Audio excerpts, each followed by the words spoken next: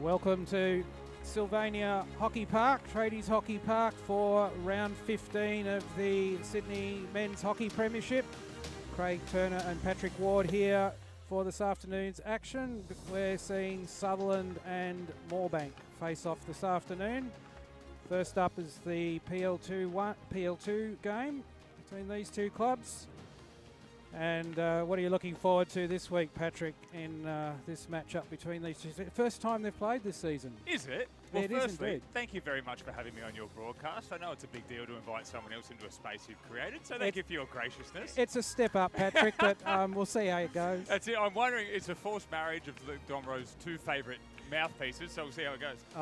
What I'm looking forward to, I actually did a little bit of research last week, because I was curious which club is the best performing club across all the grades. My suspicion was it was Ryde, but when I did the table, Moorebank are consistently in the top 4 in almost every single grade across the men's competition, whether it's PL or SL. So if you were giving a crown for the most consistent, the best performing club, I think you have to give it to Moorebank at the moment. So I'm just looking forward to seeing them, whether they have a consistent strategy across all their teams, or whether their PL teams play a bit differently, and how the youth of Sutherland steps up to that. What about yourself? Oh, yes. Look, this is always a highlight of the season for Sutherland. I mean, there's nothing like... Is it a special day? Should we be mentioning something? There's a confluence of events there.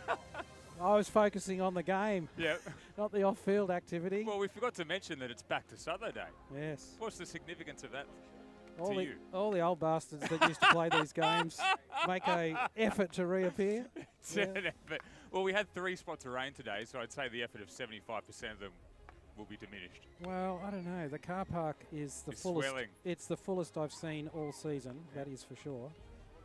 So I think there's good numbers here today, and I mean that's with good reason in terms of the hockey on offer. I mean, even the PL2 game, we've got 2 teams coming to this round in sort of different positions. Moorebank, after a bit of a slow start, have really put the Frighteners through the second grade competition. They're running first now, 28 points, with 9 wins, 1 draw and 2 losses for the season. So they face up to Sutherland, who's currently in 7th position on 17 points. They've had 5 wins, 2 draws and 5 losses. So there's a fairly significant points table difference between these two teams. However, they both come into the game with wins on their previous starts. Moorebank with a 4-2 win against Glebe last week. And Sutherland didn't play last week with a bye for Sutherland in Premier League. So the last game they played 2 weeks ago, Sutherland beat Manly GNS in a nail-biter at Pennant Hills 4-3. I got to see that game, and that was really tight stuff. But Sutherland played very well on that occasion. Held their nerve, and survived a penalty corner after the whistle. So there you go. I'm just scanning the 2 teams as they warm up. Moorebank a little bit older. I'm seeing mid to late 20s, so older heads, guys who have probably been around the club and the game, for a little bit of extra experience. Where Sutherland's got youthful presentation over there. So I think you're seeing a Sutherland team on the rise and a Moorebank team who's absolutely in their peak. I'd probably put it a little bit more. I mean, Sutherland has got a large number of younger players, and then they've got a bit of experience amongst 2 particular players. And the Sharps, thank you for your graciousness. But there is a bit more of a balance, I think, across the Moorebank team. But having said that, the benefit there is that Sutherland's performance really has been improving as the season's gone on. The younger players that have come into this team have started to find their feet in senior hockey, and more importantly, their combination across the pitch. So Sutherland's performance has certainly been improving as the season has gone on. And we're looking forward to today. Streamlaw's pointing at the team sheet, so let me run through Moorebank, and then you as the host can take over for Sutherland. In goals, Tom David. Starting number 2, Ed Hunt. Number 3, Robert Green. Number 4, Nathan Gilbert. Number 6, Cody Kirk. Number 9 for Moorebank, Nigel Croak. Coming up to number 11, Kai Sutherland. Number 21, Chris Whitehall. Number 23, Ben Southwell. 24, Stephen Agnew. 26, Nathan Daniel. Number 30, Ethan Nichols. 84, Teo Marku. 87, Matt Bannerman. Coached by Wayne Southwell and managed by Michael Little. Hand over for Sutho. Who have we got on the pitch? Well, starting from the back, Daniel Bryant back in goals. Brendan Sharp 277 is the captain and centre striker. Blake Sharp in the middle. Isaac Olsen, 331. Toby Jennings, 339. And Aidan Taylor, 290. They're the back three. Chris Goodman, 270. And Justin Murray, Lewis Olsen in 260. Jed Austin, 354. Cooper Jones in 300. And Matt Thompson in 289. Make up the midfield and striker rest of the striker line. Coached by Brendan Sharp, assisted by his slightly younger brother, Blake Sharp, and they're away. So Sutherland running left to right on your screen, and Moorebank with the ball. Indeed. So back four, two outside defenders. They're just transitioning around the back, getting a feel for the turf. Good pressure from Sutherland's right wing, but Moorebank have found a way to get up there and push into the midfield. Moorebank ball from the western sideline. So Sutherland will want to settle quickly here. Just holding their press at towards the centre line. Moorebank working the ball across the field down the right-hand side. Good entrance pass, and that's some great skill. He's going to get a circle entry. Oh, it's dribbled over. It has indeed. So early penetration into the D, and great tactic there. Just a little tackle missed here, and then wasn't a huge shot on goal, but I don't think he expected it. Caught Daniel just a little bit by surprise, I think. Got his stick down to it, but then the ball got past him, and Sutherland start without a ball in possession, down 1-0. Yeah. So Sutherland, similar shape at the back, going the four with the outlet, moving around, feeling the turf. Little casual with it in that phase. Well, one goal doesn't make the difference in a game, but it can affect the attitude. So the interesting thing to be to watch here is if Sutherland put that out of their mind and just get on with their game. There's no reason to change anything on the basis of what's happened so far. My favourite saying is, if we score, I get to take the ball out of the net and play hockey. If they score, we get to take the ball out of the net and play hockey. Yes, well, with only 2 minutes to go, that's definitely the case. So no need to change anything yet. But Moorebank have made the point that they're here to play. Okay, there's some pace on and off the ball at the moment, so the energy level's high. I don't expect them to be able to maintain this for the full 68 minutes. Robbie Green, number 3 on the ball there. He's a bit of a stalwart for Moorebank and certainly a dominating presence in their midfield and defence. He's someone that Sutherland's going to have to get the better of today to get a result on the board. Aidan Taylor coming down the sideline. Good across to pass. Justin Murray. He's got Lewis Olsen outside. Olsen will try and recover that just before the back line. He has. And umpire's blown, I think, a corner. A restart from the 25. He's actually pointing off the field, I so I don't know what he's pointing. Yeah, I think he's pointing for a free hit. I think that's code for free hit, some sort of code. Pointing at the neighbour's house. Olsen. Good skills. Justin Murray. forces the penalty. Well done.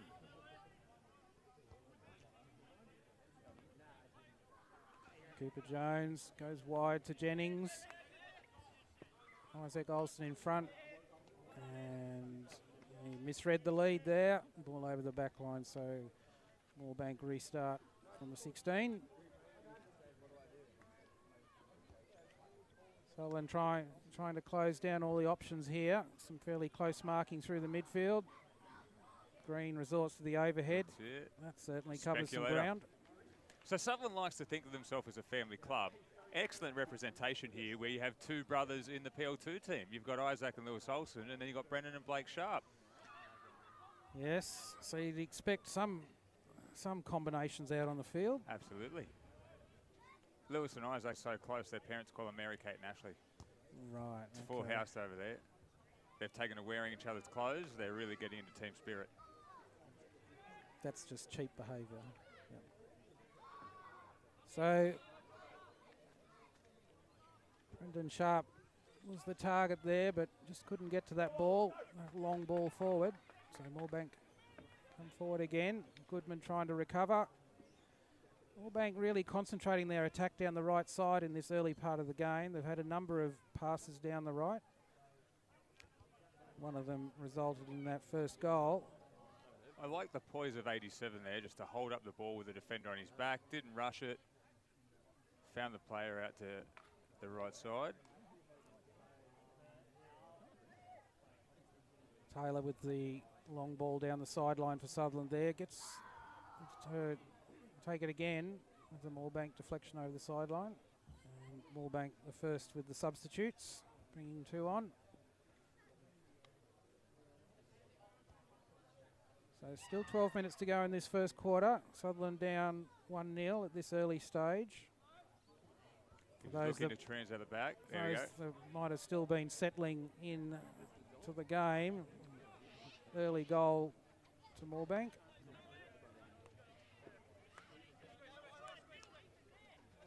That's a good 2-1. Nice lead. Good build up from Sutherland. This is what they'll be trying to settle into. Some sustained passing. What I've seen so far, just a little bit slow with their connections around the back. Passes coming 2.5 seconds later than they should. Little unsure of themselves at this stage. Yeah, I put that down to too many of the receivers standing stationary. It's always a issue for the ball carrier. If everyone's standing still, everything slows up. Yeah. Goodman there trying to make some inroads down the left-hand side, but umpire found a penalty and Moorebank get to relieve. They've found through Robbie Green to the open side. Good transfer there, nice skill. They've opened up the middle. Nathan Daniel with that ball down the left-hand side. You can see there again they're heading towards the right, so I think Moorebank are making it pretty clear that they will focus their attacks through the right-hand sideline. But they've done it 2 or 3 times now, and they've not had a player up in that right wing who's actually been a clear target of the ball. No, I think that's quite deliberate. I think what they're trying to do there is hold the players in the centre to leave that space open, and with the space open, they keep the defence out of that slot as well. So good leading trap, good run on, good 2-on-1. From Jennings and Olsen. That pass was not well directed. That was well in front. So another loss of possession as they come forward into attack. This is what Sutherland needs to watch. It's the ball that you retain as you go into the opposition 25 that counts, and they can ill afford to turn the ball over as they get into attack. Murray controlling in the middle, comes out right to Isaac. Thompson leading right. We've gone back in the centre. Foot. Fortunate for Sutherland there onto the Moorebank defender's foot. I'm enjoying how Thompson's leading out on this right wing though. He's finding spaces. I think he's leaving at the right time. I think the connections are going to come. Lazy pass there. Yep, not well judged at all. So Ed Hunt with the ball. This time heads to the left. Good forward pass there to get him into space.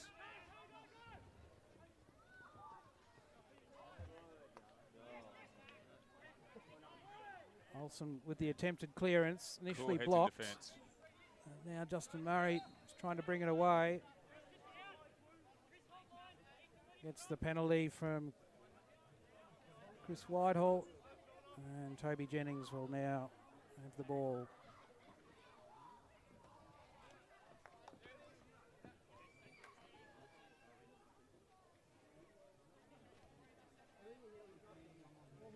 Pretty condensed field. Yeah. We've got lots of people here. Oh, Moorebank are in trouble. Moorebank are in trouble here. Good pass through Stephen Agnew there. Had Nigel Croak coming forward. Was looking dangerous, but he lost the control. Now Sutherland come down the left, this time through Goodman. He's well channelled. Back into Murray. Carries the ball right. He's got Olsen out wide. Finds him. And this is where Olsen needs to make his pass count. And for the 3rd successive time, that's misdirected. So Isaac needs to pay a bit more attention to that pass making its destination. Green again with the ball out wide. Bannerman now. He's powerful forward. So it seems to me the intent of Moorebank is to really compress the midfield to create space for 2 high strikers up here. Yes, they've got their, and it's working. They've got their strikers running laterally, leading laterally up high, which is opening up space for the longer pass. But they're putting a gap between their strikers and the AM of a good 25, 30 metres at times. Beautiful skill by Murray, coming under his back stick. He's got players. Yes, well, it's sort of standard playbook for Moorebank. They're not a team that traditionally mucks around with the ball much in the midfield. They like to get the ball forward quickly and rely on they're very happy to rely on the one-on-one skills of their high strikers. That's always been a traditional strength of Moorebank, and it's just part of their standard pattern of play. This time, maybe Kirk bringing the ball in field. Blake Sharp with some good tackling, but the umpire had a corner in his pocket there. He was just holding to see if the advantage accrued. So Moorebank with the opening penalty corner of this quarter. Let's see what sort of combination they have at the top.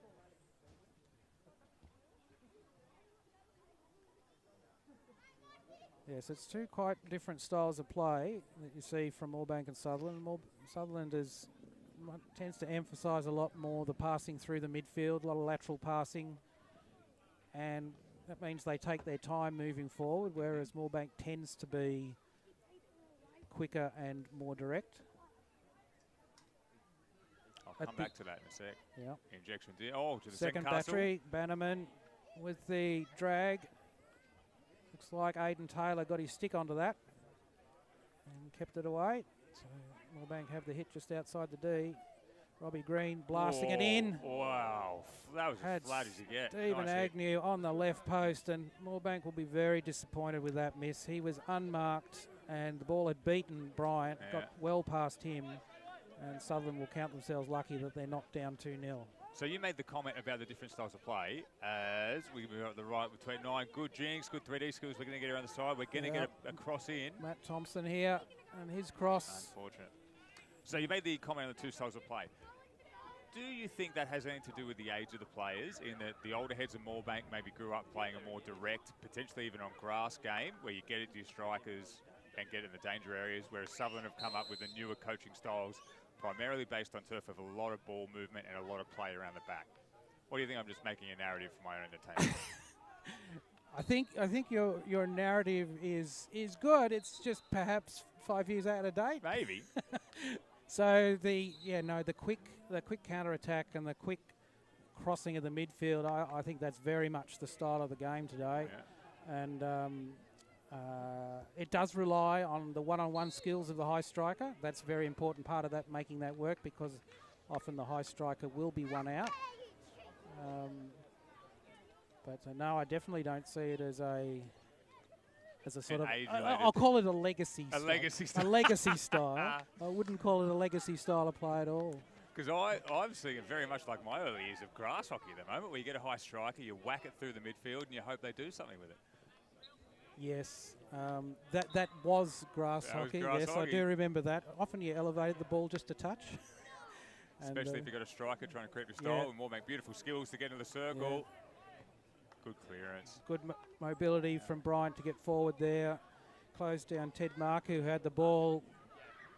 Just stopped the shot, so that was a good save from Bryant. So Moorebank attacking again.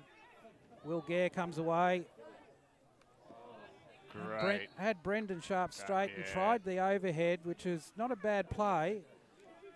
Had he been able to get the ball to Brendan Sharp, he really had just the goalkeeper to beat.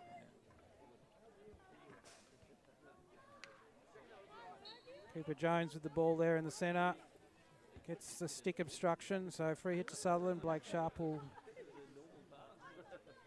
try and find a way out. Now he's gone with the overhead. This time Nathan Gilbert picks it up.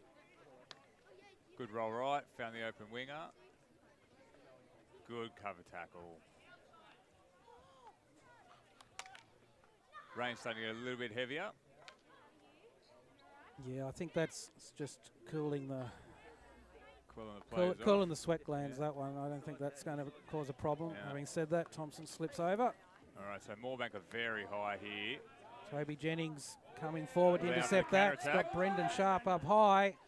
Lewis Olsen in the centre, but Moorebank's cover defence in the form of Ethan Nichols is able to get to that before the pass made it all the way across. So good counter-attack there from Sutherland. Almost came off.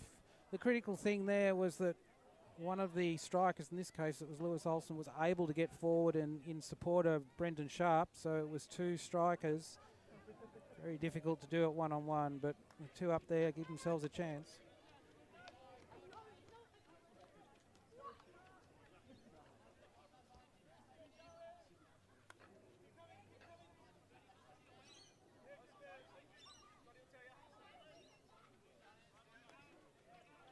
Toby Jennings back to Blake Sharp. Missed trap there. That ball's falling awkwardly. Good cover defence. And Cooper Jones gets across in front of Agnew. Now he's trying to beat the same player. This will be his third attempt on beating Agnew, and he does not. So Moorebank cover. Isaac Olsen was there. Got Goodman out left. Looking for the longer pass, but elevated ball considered dangerous by the umpire. So Moorebank get the free hit there.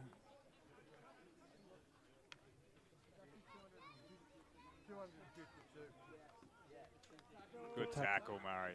Murray with that tackle. Matt Thompson now with the ball. He's got Goodman out left. Just couldn't trap. Bannerman sends it away through to only as far as Blake Sharp. Cooper Jones had two on him there. Loses out. We see another straight ball to Agnew. And looking across to Cody Kirk. Ball just too far in front, so over the back line. With 1 minute remaining. Sutherland have stemmed the early pressure. 1-0 down, but Moorebank trying to get this second goal. This is a high press from Moorebank. It is. I'm surprised they went around the back on that one. They've gotten out of here, but and actually they're going to get a 2-on-1 out of this. Good work by Olsen pressing up. Oh, there's a card. Who to? Okay. I think a bit much body in that tackle there from Olsen for the umpire's liking. So Olsen's off. Sutherland down to 10 men. Gilbert. Moorebank again down the right-hand side. They're going to get a result here. Great pass. Oh, well cleared. Thompson there in the midfield. He's got, it's him and three Moorebank players, so that was too much. Odds not good.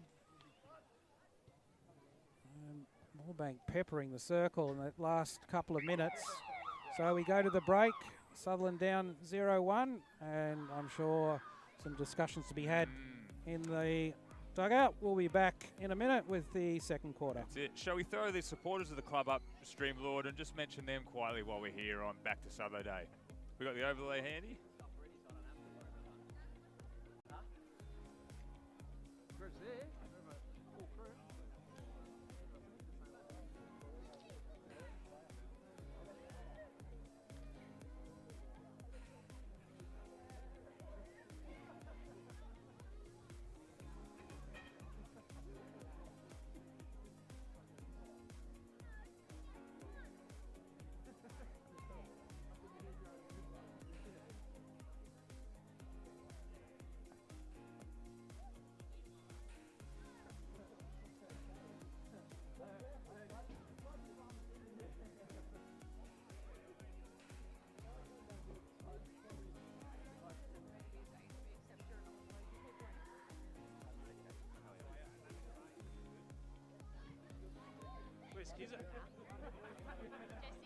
Ladies and gentlemen, Facebook, welcome to the stream. Here at Back to Sutho Day for the PL2 and PL1 action shortly. Just mention the supporters, and thank you very much to all the supporters of Sutherland District Hockey Club. It's a wonderful thing you do to support the juniors and the really positive social things that happen in local sport. So to these people, tradies, thank you so much. Obviously the principal supporter, Acorn, creating spaces that people love. You have More Than Meat, who are tremendous supporters of junior sport all around the Sydney area. Absolute lovely people there. Runella, providing shoes to keep your feet comfortable and you run around the hockey pitch. 2020 Sports Physiotherapy to help your feet after they've become uncomfortable. And then Dakar Architecture. So a lovely supporter team there. Thank you so much for all the help you give so that Sutherland can give the best experience to the juniors and those who love hockey as we start the second quarter. So what are you expecting to see out of Sutherland? What do you think they're going to try and change in the next 17 minutes? Well, I'm sure what they'll be trying to do is to hold the ball more consistently in Moorebank's half. Okay, yep. There's too many turnovers of possession by Sutherland in Moorebank's half to mount any sort of sustained pressure on Moorebank's circle. So they've done a good job scrambling in defence, but they need to do a better job of holding possession in Moorebank's half. So let's see if they can do that in this quarter. They will have to plug the hole in their left side defence. Moorebank have really focused their attack through that first quarter down the right-hand side, and I expect that to continue. Nathan Gilbert, who's about to receive the ball, is a very dominating presence for Moorebank in their PL2 team, so that'll be one of the reasons why they're so strong and focused down the right-hand side. But having said that, they've come left in order to draw the Sutherland team across. Now they'll head the ball towards the right, I would expect. Great pass. Jennings with some good pressure there. Needs to keep in front of it. Blake Sharp shadowing it. Excellent touch by Sharp. Just held the line there. Kept himself nimble and picked the ball off as it was passed in. Good positioning there on the top in the centre half. He's got a deflection opportunity. Another chance there for Agnew, and that ball didn't miss the top of the crossbar by much. It was a really good penetration into the D. Moorebank looking for the deflection there. No, but that attacking phase then was really demonstration of the knowledge of Moorebank's team of themselves. Their passes are coming a second and a half earlier than the Sutherland counterparts would have. They know exactly where people are going to be, and they know exactly where the second pass is coming while the first is being delivered. So that's the class that puts you on top of the table on evidence. Yes, well, Moorebank have had the benefit of a number of shots on goal with that attacking possession. Sutherland really yet to put that sort of pressure on. Here comes the tomahawk. Good save. Good save by Bryant there. Ed Hunt with that shot from the left side of the D. What I'm seeing out of Sutherland is they throw that pass, but they don't know where the second one's going. And the way they're using their body positions, they're not open to see the field, and they're not open to change the direction. Whether it goes to the left or the right out of the backs, it just keeps going down that channel. Okay, good pass here. So Moorebank have really started this quarter well, much the same way they started the previous quarter. They've got the ball, they've got the possession, time in possession, and they've also got excellent field position. So Murray's dropped really deep in the outlet position. It's going to go back. Let's see how quickly it gets up the left side. A little bit of a stutter step to try and shake the press. Murray, he's got Taylor out to his left. Another miss there and a turnover. So this time Sutherland unable to get out of their half. Moorebank will come again. Robbie Green with the ball down the right-hand side. Kai Sutherland has the possession out there. Storied name, the Sutherland family from Moorebank. Yes, they're represented across a few of the grades. Robbie Green again. Looks left. This will quickly come down to the left wing. No, he's seen something centre he likes. Nigel Croak with the ball in the centre. Goodman picks this one up after a intercept by fast. Lewis Olsen. Lewis is going to go with him. Lewis will get to the D. Brendan Sharp and Lewis Olsen Good turn. up with him. Matt Thompson just didn't control that ball. And another turnover at the top of the D. Moorebank counter-attack quickly. That's devastating. Ooh. Yes, they've demonstrated their ability to return fire very quickly. The whole idea of that is to try and find the striker.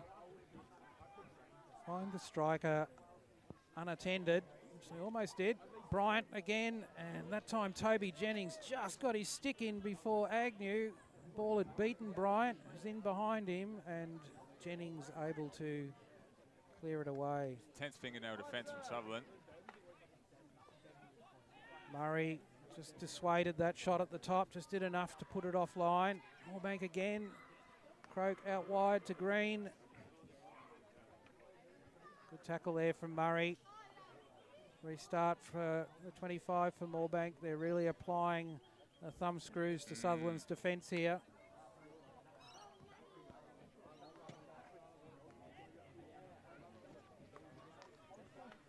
Again, Jennings gets in front. Excellent defence there. I really liked how Ed Hunt, with the ponytail there, led then. He made 2 90-degree leads to create that space that the ball went into. Yeah.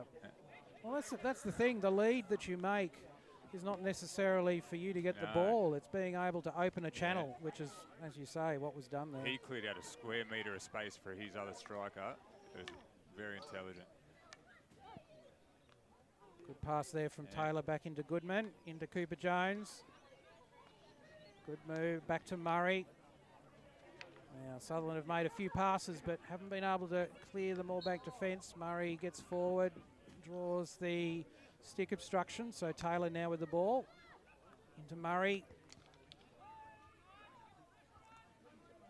Looked right to Olsen, but the ball just a couple of yards in front, which is thought Lewis would have been costly.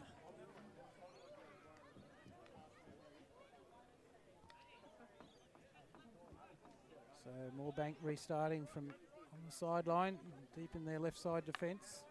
High overhead, within the 5, Sutherland ball.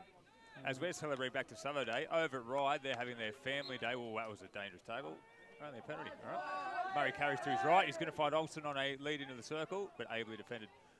Ryde are celebrating their family day over there at Turf with their ML1 and PL1 action. It is currently 0-0 in their ML1 game.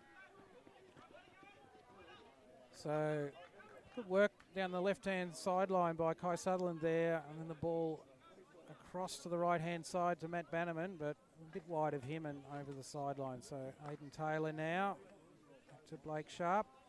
Looks wide to Jennings down the right-hand side. Quick deflection. Well, he knew Olsen was there, but he really didn't do enough with that pass. A bit flighty, the deflection of the incoming ball. I think that tells you of Sutherland's mental state at the moment. Oh, They're looking to do the little things to get half a second rather than trusting the... Yeah, I think that's right. That's the little speculative pass. You're feeling the pressure. You're trying to get it over too quick to create the opportunity. So I think you're right. I think that does indicate Sutherland feeling the pace of the game from Moorebank. And it's interesting that as the pace of the game goes up, this is where you've got to be able to have the presence of mind to just, as we look at this, Cody Kirk with a devastating run into the top of the D there. Someone's talking. The referee would like them to stop talking.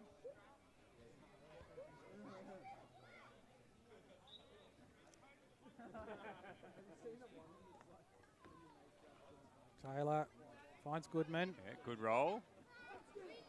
Makes good space there. Brought the ball in field, which created a space for a pass out left, which he found Oliver Bollard.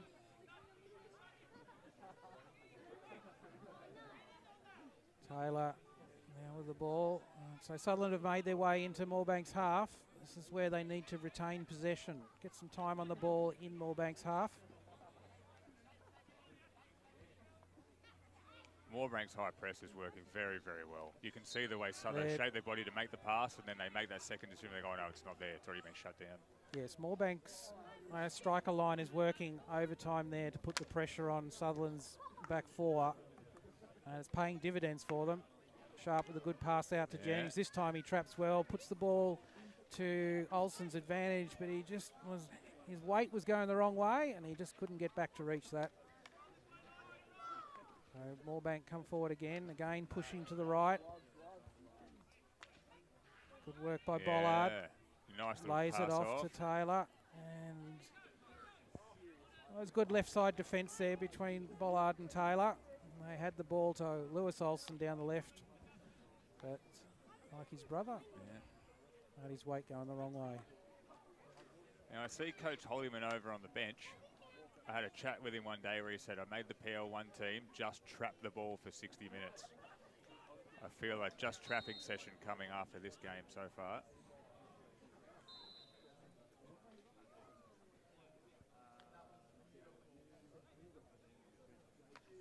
So Moorebank with the ball again, looking forward. Good intercept there from Olsen. Sharp in front, Thompson to his right. Good skills from Olsen, good touch Oh, that's unlucky. Yeah. Green only as far as Bollard, and Sharp comes forward. Knocks the ball onto the Moorebank defender's feet.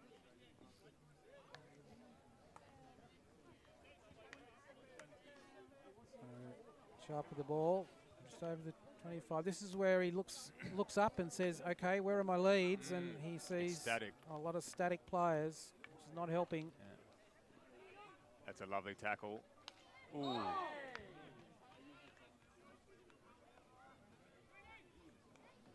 Green again with the ball. He looks for the long overhead. Strikers there. That's an interesting call from the umpire. What's the rule on an overhead when the goal is the other player? I don't know the nuance of that. Well, I'm sure there's no special rule for the goalkeeper. Goalie has to give 5, you think? But both. All I can say there is that both players are in motion. Both Agnew and Daniel Bryant, they were both in motion towards the ball, so I'm guessing that's why the umpire said there's no advantage there to the Moorebank striker.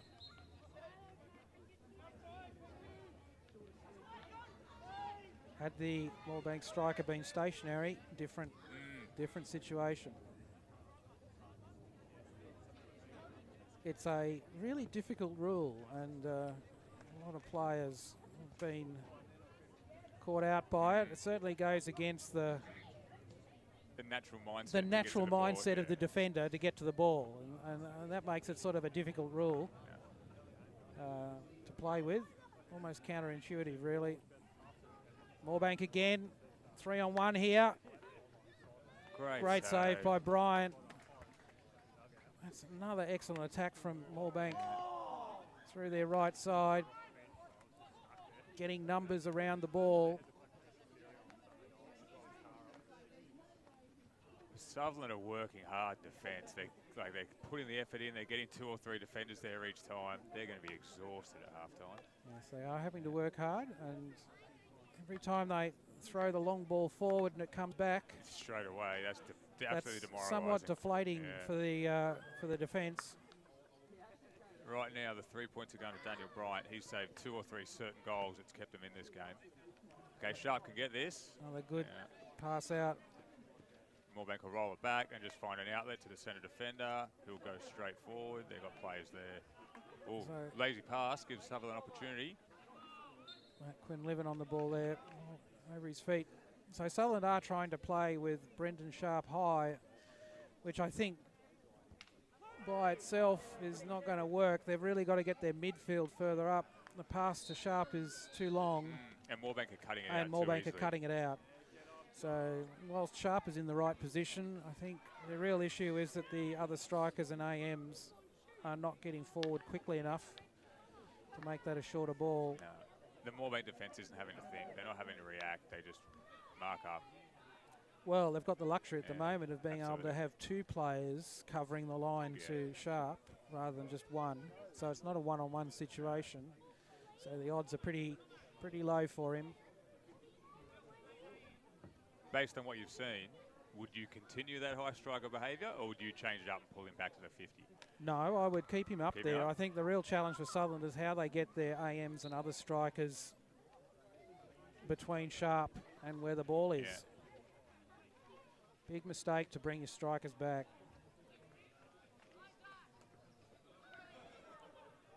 If you're 3-0 up, different story, but that's not where Sutherland is.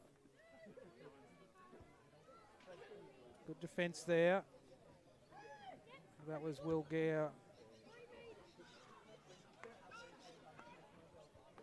Moorebank come again at the top of the D. So 2.5 minutes to go. No goals yet this quarter. Moorebank with the hit just outside the D. Go back outside the 25. I'll be looking to push this one in. Good defence from Murray. Good work by Murray. I was a bit surprised there. I thought Moorebank might have been more aggressive in getting that ball into the D. Yeah. Very impressive poise out of Murray today, especially for such a young man.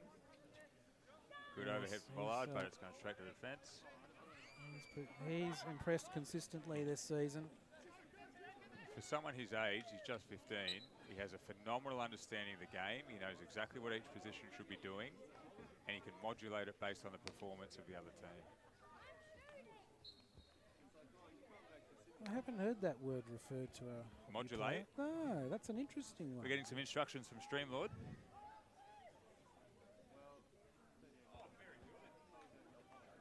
So Green trying to get that ball, finds Brendan Sharp. And if Brendan Sharp's back inside the 25, then there's probably not anyone further up ahead of him. Lewis Olsen eventually got there, but Moorebank easily able to bring it forward. Robbie Green takes it back down the right-hand side. Kai Sutherland with that ball right to the back line. Stephen Agnew. Good structure there by Moorebank coming into the D. And they've won a penalty corner for their efforts. So as we close down on this second quarter, they have a final opportunity to put another goal on the board. Still 1-0, which is not a winning proposition by any means. So Sutherland's still very much in this game. While the injector walks over, if you're watching this at home, we'd love to get your comments on the stream, whether it's YouTube or Facebook. Throw them through. We can get them up here, and we'd love to have a yarn with you as you're watching. The injection to come. Played off to the left. I think that ball just rolled over Blake Sharp's feet. Yeah. Fortunately for Sutherland, the umpire blew it up. Now they're going to let time run out here and bring everyone up.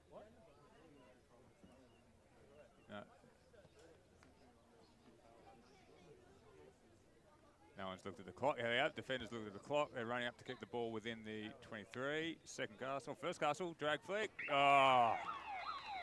Well executed penalty corner there. Keep it clean and simple. Bottom left corner. You can see the disappointment in the reaction from the coaching bench from Sutherland. A bit like with the Matildas the other week, to have one go in seconds before you go to the halftime chat. So Nathan Daniel, the scorer there for Moorebank. They go into the break leading 2-0. I feel a little bit unlucky to only be up 2-0. This feels like a 3-0, 4-0 game to me based on what we've seen. Well, no, I think Sutherland have showed plenty of endeavour in defence. And their defence has been pretty solid. As you said earlier on, Daniel Bryant's been having a good run in the goals and certainly kept Sutherland in that quarter. But the real challenge for Sutherland is what they can do, as we said at the start of that quarter, in the opposition half. They weren't too successful in the second quarter. Let's hope they can redouble their efforts after the oranges and jelly beans at halftime. You've been drawing our attention to trying to get through the midfield. Is there anything you can say in this team talk now that would help them achieve that? I think they've got to be just a little bit less panicked with the ball, and if the pass isn't on, then they've got to work a penalty. They've got to do the work to retain possession of the ball. Yes. So anyway, it's easier said than done against a strong opposition, but that's if they don't manage to retain more possession as they go across the halfway line, then, as you said, this is going to be a much bigger scoreline at the end. As the rain gently falls on the turf. Yes, it's... We're so lucky here. We're so lucky it's not 6 weeks ago when it was so cold. At least it's warm. Yeah. But I was going to say, every time I see it, I just love this vista. Just looking out over the suburbia of southern Sydney. Yeah, I mean, it is punctuated by some interesting light towers and 150 kV transmission infrastructure, but having said that... Oh, Craig, we have a special guest coming on. A special guest? Craig, the Honourable Member for Merindalini Patinos. Hello, honey. My name's Patrick. This is Craig. Thank you so much for your company. I can't believe there's not a handler floating around you, keeping you away from these two miscreants. Why on earth did you agree to this? I don't know. Should I be scared? I'm not scared. We're very polite. But thank you for your company. And that is a beautiful lilac blazer. I know it's not quite team colours. I should have been in light blue. That's okay. It's all in the same shades. Craig and I, where do you do your shopping? Craig and I need a bit of an update for our wardrobe. Well, given that I shop at women's stores, I'm not quite sure. It's that 2023. I'll do as I please. Okay, well, this is Zara. Zara, Zara right? does Yeah, have yeah. men's Zara's wear. good stuff. Yep. I do like a bit of Q for my workwear. Okay. And if I'm not working, I really like my activewear, so Yep. pretty much anything from Rebel. Okay. Oh, so not a Lululemon. I'm not a Lulu person. Fair enough. I prefer Lorna Jane to Lulu. They just don't, fit and hold me in the right way. There we go. Well, Lorna Jane's the Australian patriotic spirit. I spent a lot of time in Canada, so I came to activewear through Lululemon. It is what it is. So you were just saying you don't know a lot about hockey. No. Okay. No, but it's always an experience when I'm down here with all of you. That's it, indeed. Well, first, on behalf of the club, thank you so much for your support. Obviously, as a local member, junior sport, community spirit is at the heart of what you're trying to achieve. But the feeling here is that you have gone to extraordinary efforts to support this club. So we thank you very much for that. It's been incredibly generous of yourself and the state government. So thank you. I really appreciate that. And you're right, clubs like this are what changes the character of our local community. And anything that's going to get kids out and about, enjoying exercise and actually wanting to engage in activities which are social in nature and really work on their interpersonal skills and their health at the same time are always going to be something that I support. So if I can take you back to your first engagements with the club, your support office at the staff has said Sutherland Hockey Club rung up, and you've said I didn't know we had an ice hockey rink in Sutherland, but tell me more. What? I've noticed you at our club events. You put a lot of effort into coming and support here. What is it about clubs like this that you really bond to or relate to? Were you a sports player growing up yourself? I was saying to some of the others that are watching the game at the moment, I love my sport. I love all sport, whilst hockey isn't my number one sport. As a kid, I played basketball, netball, soccer, as in, I should say football, but yes, soccer, just to make it easier for anyone listening. And I was a very keen swimmer, so I've always loved a bit of sport. Anything that comes up, I'll play in. The Pollies actually still have a crack at playing sport against each other or the media, and when that happens, I have a crack. We've actually got a netball team, and we went over to we went and played the New Zealand parliamentarians in netball, so we fancy ourselves as a bit of a good team. Well, is there a gym or a netball court down in the bottom of Macquarie Street there? There's a squash court. There's a squash court. There's a squash court. We kind of do some drills on that. Very well. Greg, did you have any questions? I've been dominating this because I'm enjoying Eleni's company so much. No, I think we're back to the hockey. Luckily for anyone listening, but thanks guys, always great to have a chat, and hopefully we close that gap in the second half. Thank you for your company and support, and I imagine on behalf of you, go Matildas on Monday night. Absolutely. Very well. Enjoy your evening. Thanks guys, bye. You didn't want to stick around and commentate? No. That is off. You're cold. Oh, I'm still hot though. Good skills from Moorebank. So just as Patrick recovers his composure there, Moorebank pick up on Sutherland coming out of defence, force a turnover and back into the D, and within a minute of the start of this quarter, Moorebank find themselves with another penalty corner opportunity. So we start the term like we finished it. Back with the injection. Yep, so Sutherland should have settled by now, so they know what to expect. We're still talking activewear in the background. No.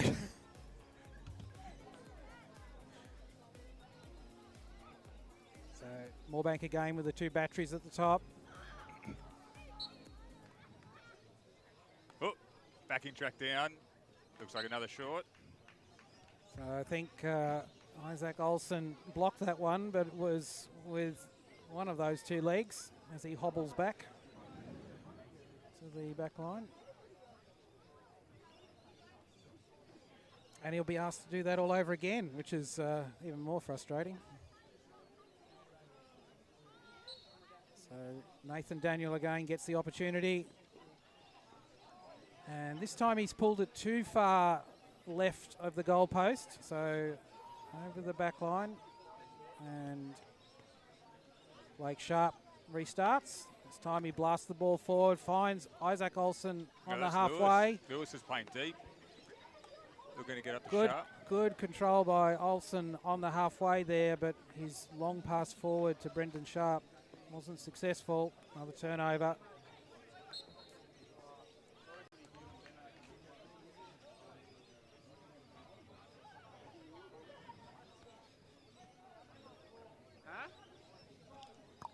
So it'll be interesting to see Sutherland's tactics here. They are 2-0 down.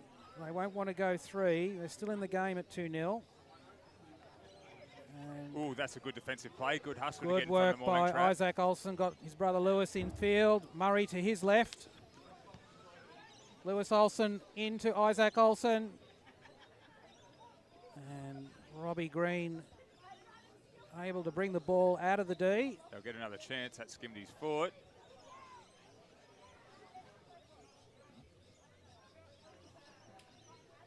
Olsen with the ball into the D, right onto Brendan Sharp's stick, and somehow the umpire's determined that was the back of the stick. The ball did bounce, but that's a tough call on Olsen. It was a good pass. It was well directed, right onto the Sutherland striker stick. Olsen again coming forward here.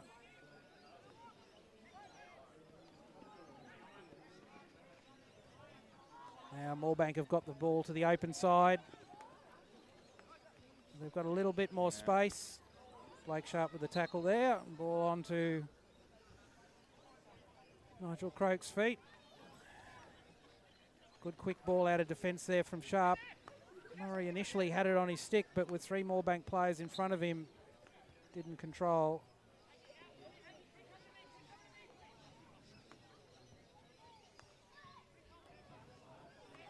So good pass there from Olsen out wide to Gare. This is a good forward run from Sutherland.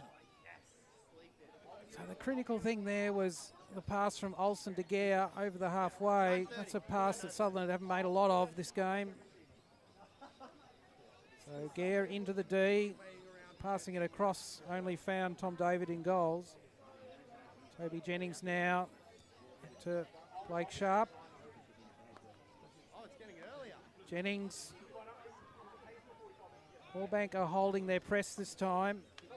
Just holding them 25. So Sutherland able to bring the ball forward, uncontested.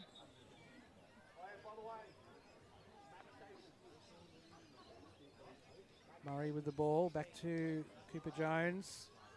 That's a great intercept. That pass, Kai Sutherland read that ball, got forward quickly to it. I love how he's led back in on the 45. Ed Hunt with the ball, Blake Sharp, body in the way there, so holds the play up. Sutherland, Cooper Jones back. Great save, well done, keep. Bryant trying to make as much of an obstacle as he could there. Did a good job. So umpires pointing at something. I think the umpire said, I made a mistake there. It's a corner.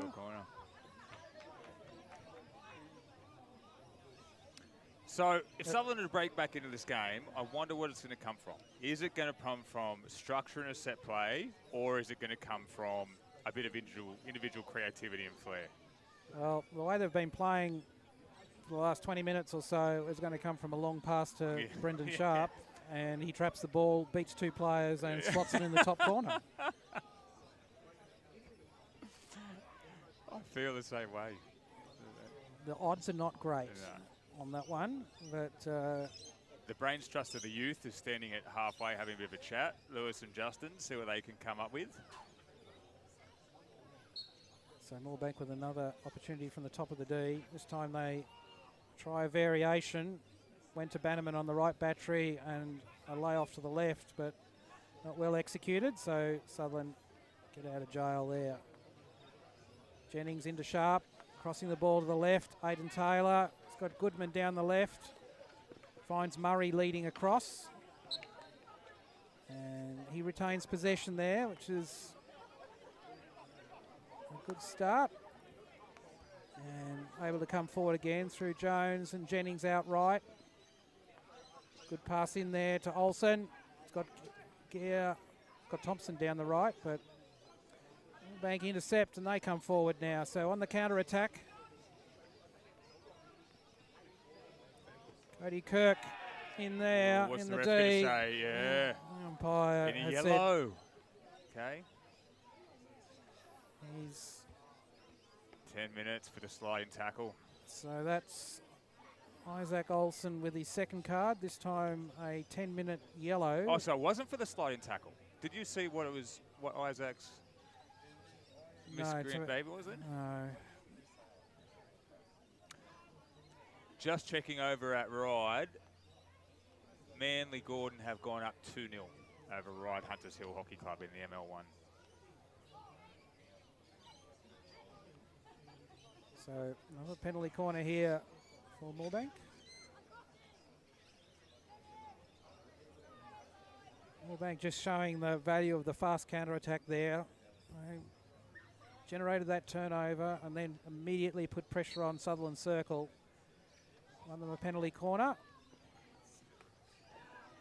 Daniel this time heads to the left of the post looking for the deflection in. They go quick, they got numbers for a 3-on-3. Sutherland come forward. Brendan Sharp. Moorebank getting back quickly in defence. They've got good wrap 5 back. Sutherland way outnumbered. Yeah. Lewis can beat 2 or 3, but you're not going to beat 5 on 1. So that's the good work from Olsen there. Dispossesses Robbie Green, but not without a ball on the feet. So Moorebank come forward again. Olsen deflects that.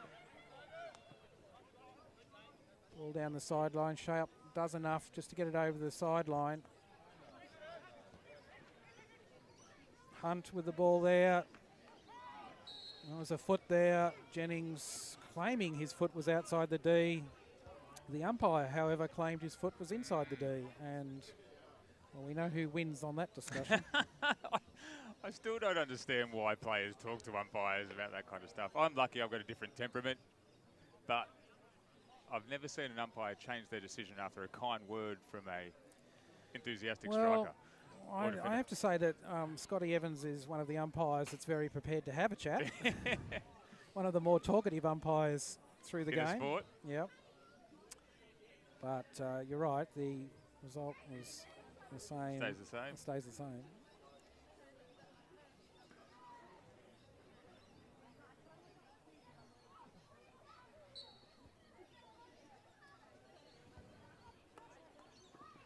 Lay off to the left again. Bryant gets down, blocks that one. Robbie Green carrying the ball into the D. Good little jink there. Bryant again makes a good save, but the umpire was holding that penalty corner in his pocket. I think there'd been an infringement just out at the edge of the D. I wonder if Moorebank would have liked another second for that one. Ball bobbling back towards the striker, closing it. I mean, Bryant had made a save, so the umpire, if he'd not blown then, he couldn't let it go on. You can't let it go on. Yeah, and pull it up. So well said. Moorebank racking up the penalty corner count, that's for sure.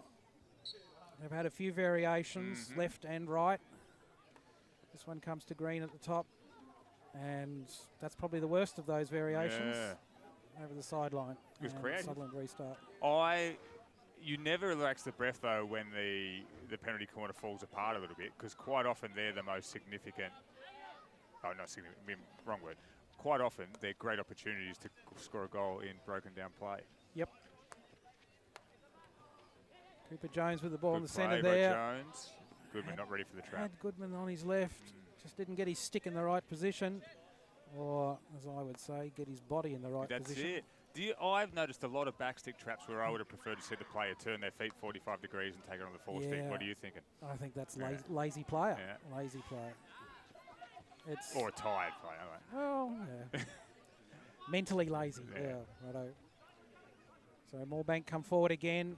We've got 4-5 in attack, so they've got numbers in attack. Good deflection there at the top. And well played. The initial save by Bryant was a good one, but it wasn't cleared.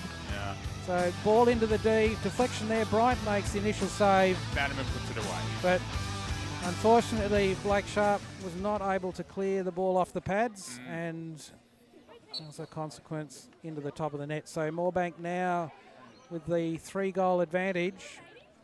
That's a pretty convincing advantage. So Moorebank have shown real cohesion. They understand where they want to be. They're getting the ball moving in those positions very quickly. Do you think that's time, or do you think you can create that through practicing flow or certain set patterns in a season of training? Look, it is practice and training, but you don't want to underestimate how many years of practice and training that takes. That's the issue. That this is not something, that sort of combination, because it's a whole lot of small things that Moorebank are doing better. On the whole, their trapping is better, their passing is better, not by a huge margin, but enough. But when all those little skill issues are taken account of, then their structure of play works. I'll come back to them in a sec. Just that Moorebank attack down the right-hand side. Good tackle there from Aiden Taylor. Very clean tackle on the left-hand side, and Cooper Jones gets it clear. So you were saying there it takes years of practice and time together to get those cohesions, to get that relationship. When you sit down to start coaching at the beginning of the season, do you think for the year, or are there times when you are thinking 2, 3, 4 years ahead? How do you approach it? Mate, I'm how I approach it, I'm worrying about the next 2 weeks. I mean, one of the issues for any team is to be able to handle different combinations as you have different player availabilities each week, and that's injuries, one of the issues, right? I mean, it's not about just having a good style of play when you've got one combination or the preferred combination on the pitch. What you've got to be able to do is handle players in multiple players in different or non-preferred positions and still have your structure perform. Yes. And come back in a sec, because that's a great ball to a winger on the baseline. The cross across for the deflection. Excellent, lucky there. Excellent position by Agnew on the baseline. That's smart play by the strikers, really stretching the defence. Got in behind the defence, played the ball across, and just the deflection just into the goal. Bryant did enough for the deflection to get it clear. Good save. Another good save from Bryant. And this time Sharp gets the ball clear under pressure from Agnew. So why I asked what I was thinking, in terms of educational learning a new skill, right? I'm a teacher. Thinking of the student's development on a year calendar is the wrong timeline. We should be thinking on it in terms of, this is going to be a goal here. No. We should be thinking of development of someone on a timeline of 20, 25, 30 years. Where are they now? Where do we want them to get to? Hockey's the same. You're still just learning a skill. No, of course. And in fact, I mean, this is one of the things that all hockey players need to be able to come to terms with, which is that skill improvements are things that happen over months and years, not over days and weeks. And just because I turn up to 3 training sessions doesn't mean I've solved my problems. No, you've not. In a sport like hockey. No. Like all sports with very precise skill requirements, getting those skills to be able to be performed under pressure, it takes years of practice. And there's an inherent challenge there, though, because when you're given a team as a coach or when you're playing in a team, that entity exists conceptually for us over a year. For a year, right? Like, and that's where the great clubs, the Rides, the Moorebanks, find, that's a good deflection, find ways of lengthening that so their club has a consistency of quality and performance over decades. So Moorebank with the left side penetration, Agnew down low. That time was right in position to receive the cross and just bunted into the D behind Bryant. So at 4-0, Moorebank starting to put on a bit of a clinic here for Sutherland. And with 4 goals on the board, Moorebank becoming a little bit more convinced of the high field press. Yep. So they're going to try and turn. Oh, Murray with phenomenal skill up the left and a good pass to a leading Goodman. And again, Goodman's stick not in the right position. Ball over the sideline and another turnover. But you're right, very good work from Murray through the midfield there, showing his class on the ball. No look pass there. Sutherland can pick up. Good clearance. We'll get that back for Goodman on the left. He's got Murray in the centre. That was not well directed, that ball. Aiden Taylor getting across there. And in front of his striker, able to intercept, but only clears to the sideline. So Moorebank back again. Ball deflected up by Cooper Jones into the D. Fortunately, no players in the line, so he's out 3/4 time. Three-quarter time, and Sutherland on the wrong end of a 4-0 scoreline. They'll go into the bench just a little dejected there, I suggest. Let's pick out one thing from each team that you've enjoyed looking at, though, and appreciated. Start with Moorebank. What have you really enjoyed about their game today? Look, I've really enjoyed about their execution in the D. I think they've really taken advantage of their opportunities. They've had players in the right position as they come into the D, so that they've always been putting pressure on Sutherland's goal. And as a consequence, Bryant has made, I don't know, maybe 8 or 10, eight or 10 saves of quality today. If you put chalk marks on the wall, you've run out of chalk. Yeah, so good work there from Moorebank's front line. That's it, more saves than an Audi catalogue. And then Sutherland, what have you enjoyed about their play today?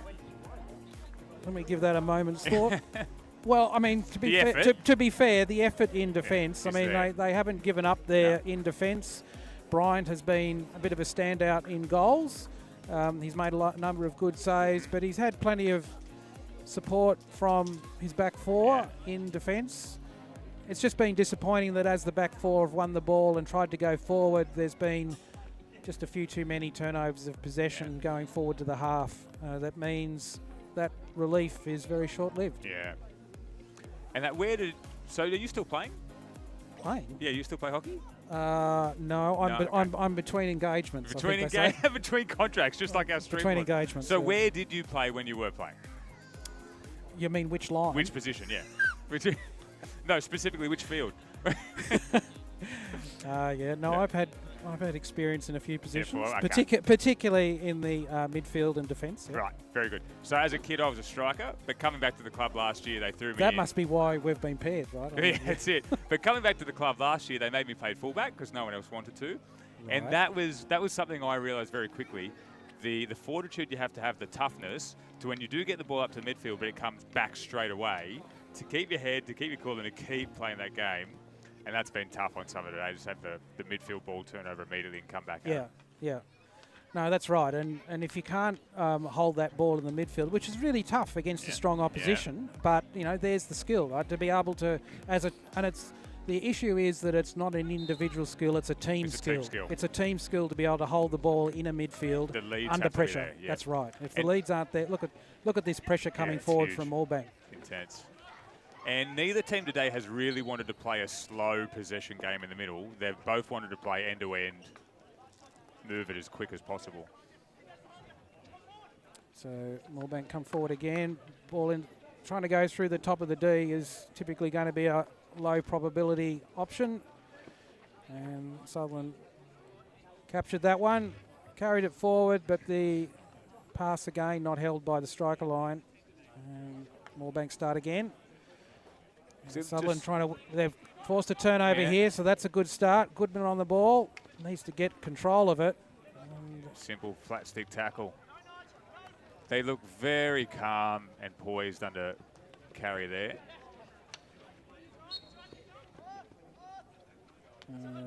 Murray probably a bit lucky to get away with that one. I think he might have made a bit of a stick contact, but Goodman now with the ball and his pass back. He was lucky with that one as well. So Sharp now on the ball. Look across the field, finds Olsen. Good ball through to Thompson. Bit isolated out there. He's got 3 Moorebank players in front. His challenge now is to keep possession, which he's done. Ball onto the feet. But this is where Sutherland need to do a better job of getting players closer in to support the ball carrier going forward in attack. Olsen into Olsen. Turnover in the centre there. Kai Sutherland bringing that ball forward. Cooper Jones intercepts. Aidan Taylor now brings it forward. Okay, good possession. Lewis Olsen looks good lead. What's the whistle for? Backstick. Umpire saw. It's almost like bouncing ball is the indicator for the umpire to say that's a back of the stick. My sneaky suspicion is there are a lot of backstick plays in those shave passes and in Tomahawks. I try and watch the people very slowly when they're performing it.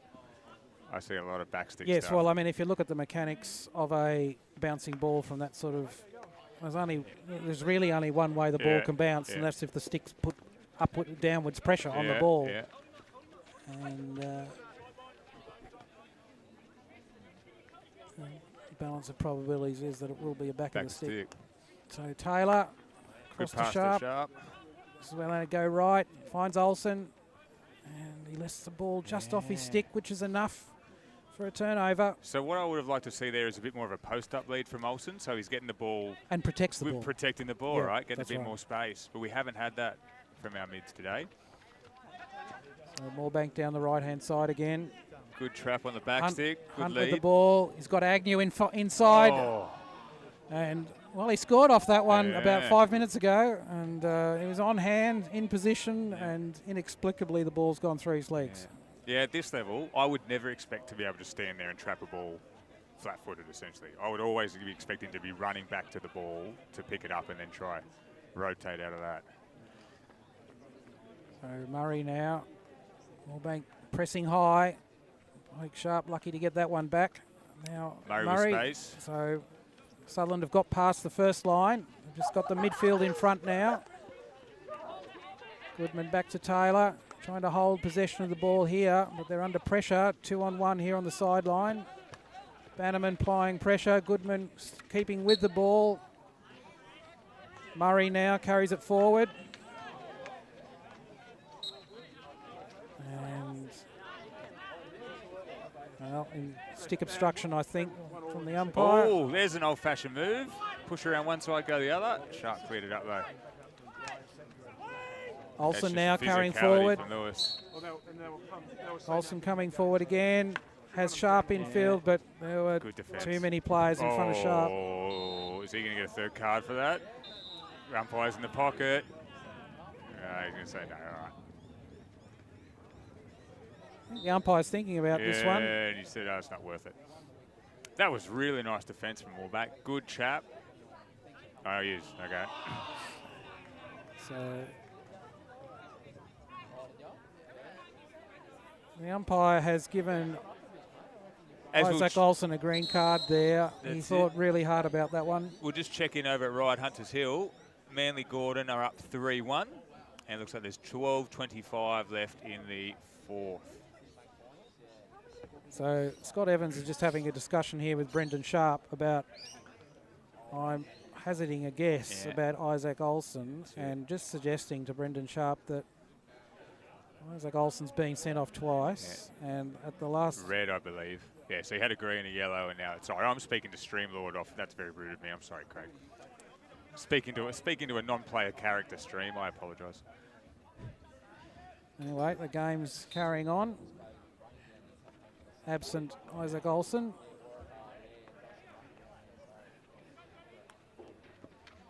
Jennings, good work by him on the ball. Yeah. He opened up a space going forward and back just then. Passes just snuck through. Jennings has done that a few times today. He's got forward and intercepted the ball, which is excellent play from a defender. Exactly what you want to see. Sutherland again comes forward down the right. Good intercept there from Blake Sharp, and the umpire said that ball was only going one direction, which is over the back line, so that'll be a penalty corner, much to Blake Sharp's frustration.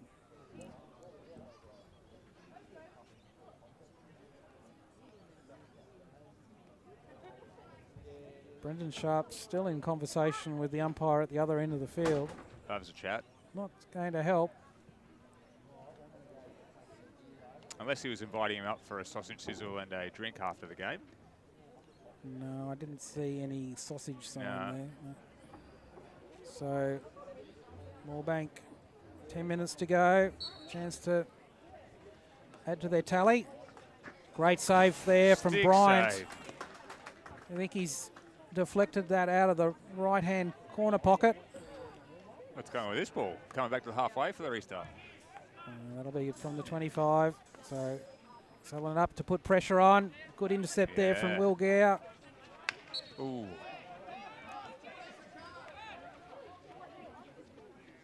Very fond of a fun run, Will Gare. So Sutherland just need to settle here. They've got to work to... Not a lot they can get out of this game, but a goal would be a good outcome. So they just need to Keep at it.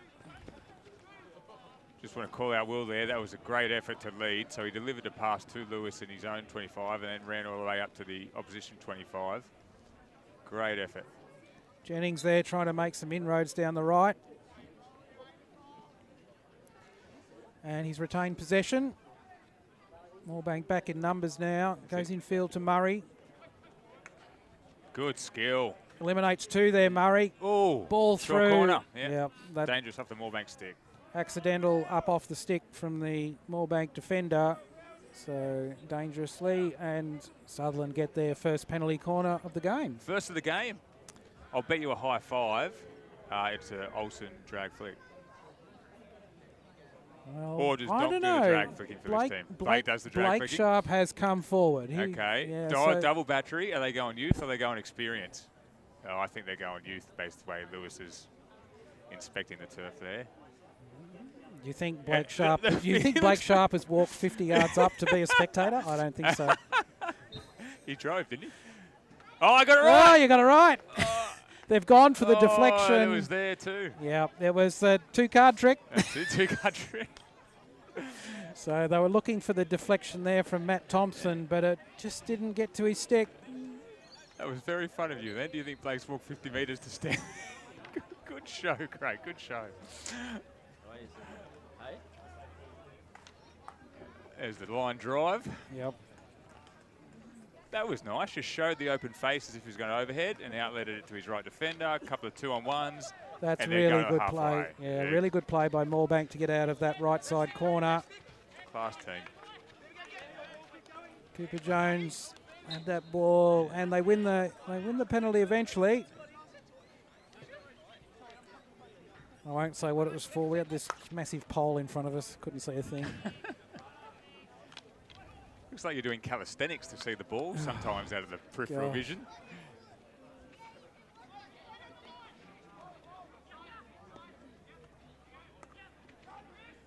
So Moorebank coming forward again. Great ball. Outright. That was on shin pad, so it'll stay with Moorebank. So again, they had the unattended Cody Kirk outright. Again, that ball came in deliberately to outside the post, looking for that deflection from the striker coming in from the right. Definitely a pattern there for in Moorebank's attacks on the D. Hayden Taylor under pressure from Kirk. Ball over the sideline from Sutherland, so Moorebank restart. Just in the 25. They'll move the ball around here, try and pull the Sutherland defence out. Coming out the D. Good skill to earn the short corner. So Nathan Daniel carrying that ball into the D, beat 2 or 3, and in the end, just a ball onto a Sutherland foot. Gets him a chance from the penalty corner spot. Do you like the short corner? Hate the short Hate corners. short. Would you remove it from the game? I would. I think personally, I think an exercise that in effect compels a defender to run directly at the ball in the way that it does is there's something wrong about that. Yeah. It's not the way to run penalty corners. No.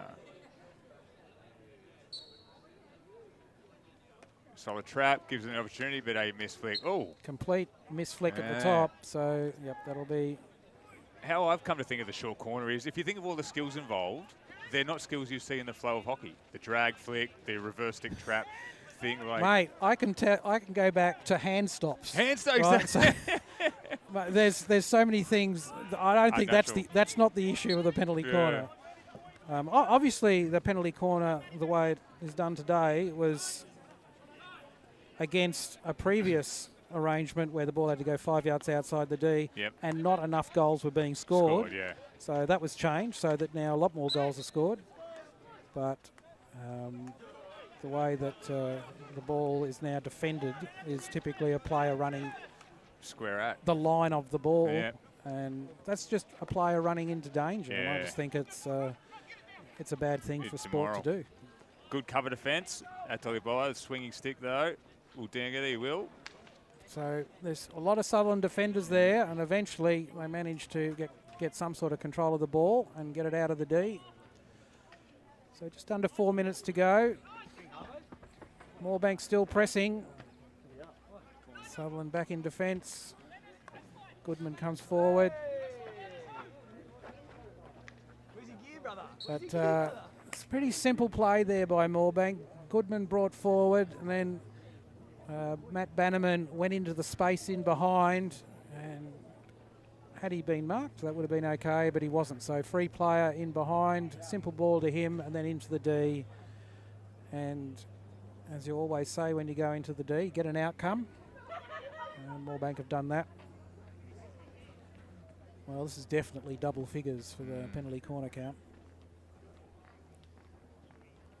Lewis Olsen looks like he's the runner this time. And perhaps Oliver Bollard.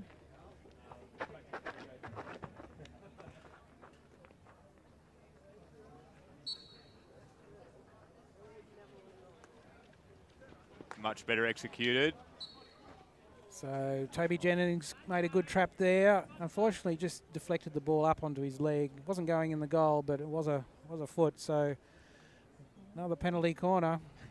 Luke suggesting stroke. Oh, I thought the rule was if it hits, if it's going in the goal and hits the foot of the defender, I think that's a stroke. Is that not the rule? It was clearly not going in the goal. Clearly not going in the goal.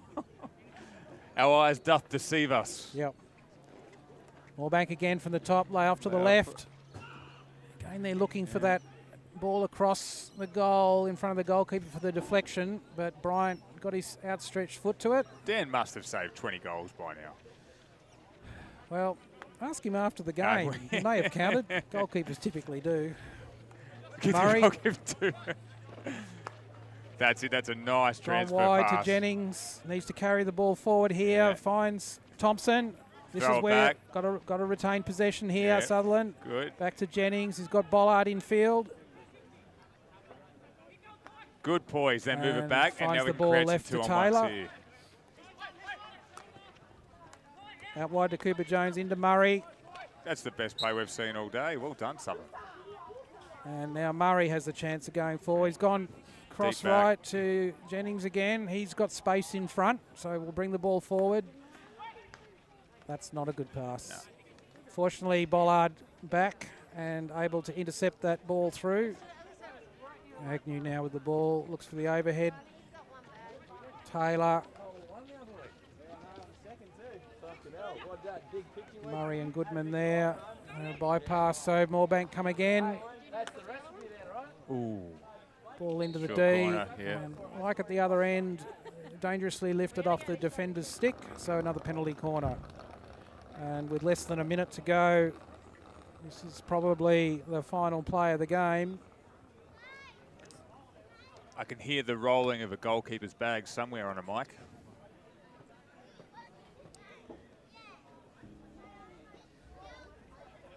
So it's been a fairly convincing performance, shall we say, from absolutely. Moorebank. And well, I mean, it is a reflection of the performance they've put in for the season. They're at the top of the table for good reason, and they've shown why today. So a convincing win for Moorebank. Having said that, for Sutherland, there have been some good performances out there. Ooh, Excellent penalty corner. 87, Matt Bannerman again. Took a deflection on the way that beat Bryant, but that was always going to be a challenge. So 5-0 is the final score, and Moorebank improved their goal difference and set themselves up for the final few weeks of the competition with a good result against traditional rival Sutherland. For Sutherland, 7th on the table. Well, it was always going to be a struggle today, but that certainly is a bit of a setback for them. They would have hoped to have done better, but they'll have to think again about how they tackle the games coming up if they're going to be an opportunity for semi-finals this year. Indeed. Coach Southwell is going to be feeling pretty good after that performance. I think the gentlemen have made him very, very happy. I think for Sutherland, Justin Murray was outstanding today in the midfield under a lot of pressure, and at the back, well, you can't really go past Daniel Bryan. Moorebank did 5 times, but what a turn of but there was a lot of good saves there from Bryan. He was certainly in the game today and performed really well. That's it. So let's again thank our supporters. So we have Tradies as the principal supporter of Sutherland District Hockey Club, Acorn Building, DACA Group Architecture, Runella, 2020 Sports Physiotherapy, and of course More Than Meat, who Streamlord Domro's just tucked into one of their burgers over here. So thank you all very much for your support. Craig, thank you for your company. Shall we forecast what's coming next? Oh, look, I mean, we'll come back in a few minutes after some light refreshments. Light refreshments, indeed. And we'll have the PL1 game, Sutherland versus Moorebank. I'm looking forward to this. Always a highlight of the season. Indeed. Do you have a favourite PL1 player? Of course, everyone has a favourite PL1 player. I'll go first. That's it. Mine's Billy. Blake Hernandez. Handsome. That'll do it for me, but I love the grace with which he plays. Yeah, he moves like a gazelle. Yep. No, Matthew Bennett does it for me. That's because I'm a defender. That's it. And you just wish him nothing. So I'm looking forward to Bennett's performance this afternoon. I think if there's a player that likes the big stage. Yeah. Oh, Streamlord's pointed to someone who has the same last name as you. Any relation? God only knows. God only knows. Okay, we'll be back in a couple of minutes with the PL1 game between Sutherland and Moorebank.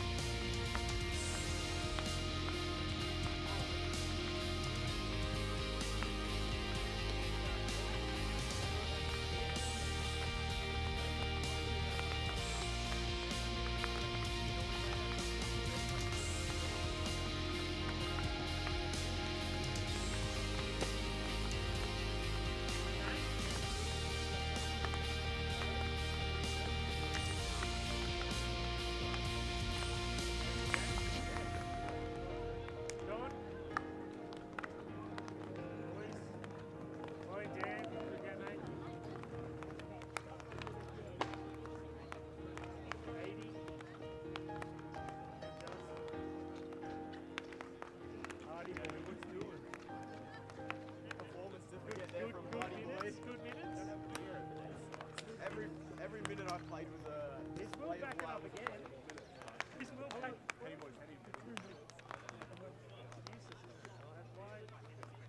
Three of our players.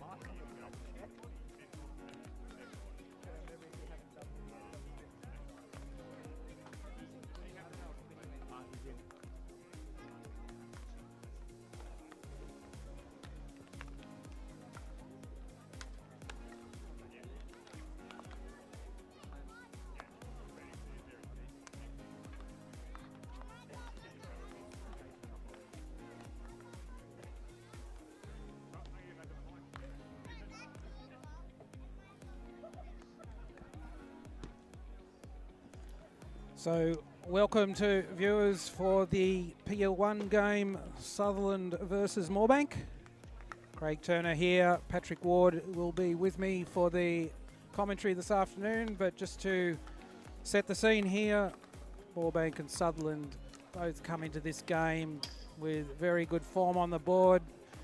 Moorebank head the competition table on 30 points, so in first position with 10 wins, no draws and 2 losses. Sutherland in third position, just 2 points behind, 9 wins, 1 draw and 2 losses. So 1 versus 3 in the Sydney PL1 competition. Can't really get much better than that for a Saturday afternoon hockey game. In last week's round, Moorebank had an 8-0 win over Glebe. So they're certainly informed to score goals. Sutherland didn't play last week with a bye, but the week before had a good 6-0 win over Manly GNS. So they're in good goal scoring form as well. And we would certainly expect goals this afternoon. This is going to be a game where defence, it'll be end-to-end hockey. It is never otherwise in these encounters between Sutherland and Moorebank. There'll be pressure at both ends, and we're really expecting a pretty exciting game.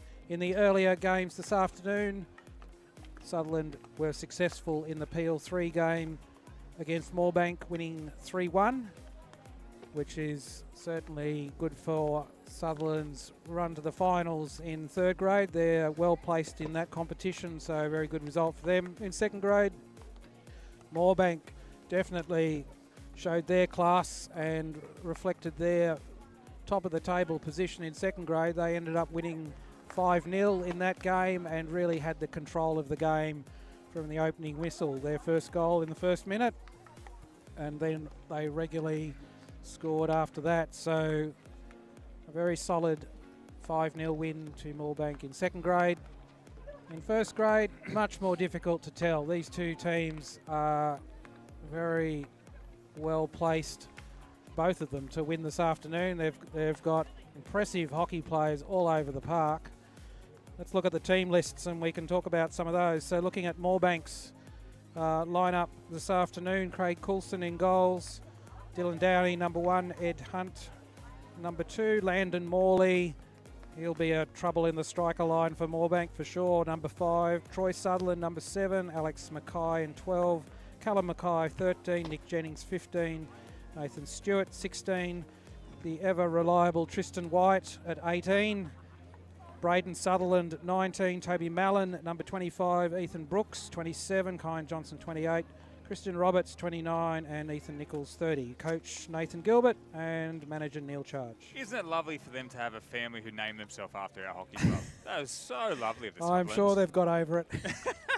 So for Sutherland, Nathan Ackroyd in goals. He's been a tower of strength for Sutherland this year, really in good form, and that's reflected in his selection in the Pride squad. So hopefully he goes on to bigger and better things there. So Nathan Ackroyd, Isaac McGregor in number 7, Mitch Ray co-captain with Ackroyd in number 3, Oliver Turner making his first grade run-on debut in 2:45. Blake Hernandez 16, Angus Callanan number 4, Jack Hayes number 19, and if there's a player that needs to shine for Sutherland today, Jack Hayes would be it. He's central to Sutherland's performance this season, really been a standout for Sutherland this year. Zach Keelan in number 6, Hayden Neal in 8, Christian Halyard, and with Matthew Bennett in 11, the dynamic duo up front, they've scored a heap of goals, whether it's from penalty corners or from the field. So Christian Halyard and Matthew Bennett will be watching for them today. Mason Neal, number 2, Henry Jones, 15. Coach Peter Tate, assistant coach Grant Hollyman, and John Count. Have you seen Moorebank play this season? I'm not sure that I have, to be honest. Where do we have the table? What are our current standings? Yes, no, we've gone through that whilst you were out the back. Indeed. Yeah, so Moorebank, they've been sitting in second and third, but now they're in first position. Oh. Yep, so they're up in first position, and Sutherland are in third. So it really is a top of the table clash. I think University of New South Wales is snuck in between the two of them. Yep. But yeah, it's the best of Sydney hockey on display today. Very good. Good bit of sportsmanship between Buzz and number 5 from Moorebank, Landon Morley then. Just a shake of their hands as they met at halfway. Umpires take their respective positions. And we're off. We're away. So Hayes with the early overhead looking for Bennett down the left-hand side. Moorebank working the ball through their midfield. Good turn. Keep possession. Callum Mackay. Tristan White with that bullet down the right-hand sideline.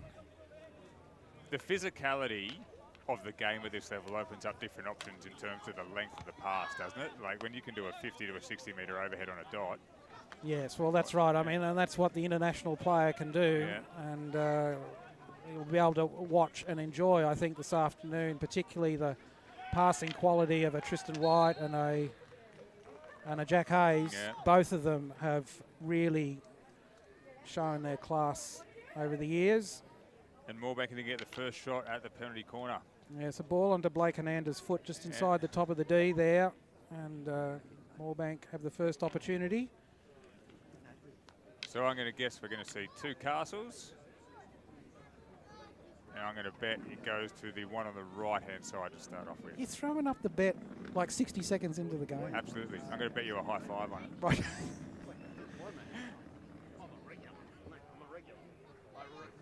We've got Dylan Downey on the left tower, left castle, and I think it's Landon Morley on the right. Comes to Downey. Oh, clinical. And very well executed. Just got a little, I think that deflection might have been off Ackroyd's pad. I think he got his pad to it, but it's just gone over the top. So you can see, very well executed at the top. Very smooth at the top of the D. Got the drag flick away very quickly without the runner able to get there. And you saw off the deflection, it actually went down into the turf, then bounces back up into the backboard. That's almost impossible to stop for a goalkeeper or postie. Yeah. That change in direction at that speed.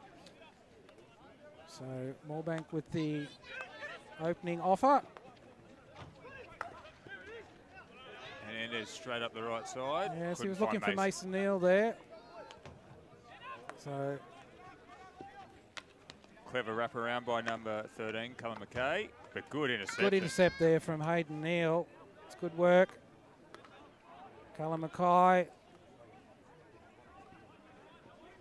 The sneaky tackle. Hayes taking it off Jennings.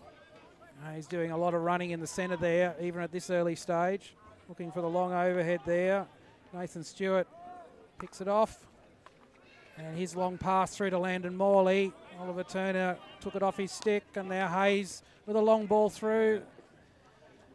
He was that little telepathic communication between him and Bennett. Bennett was expected to run across the D there, and instead held his line.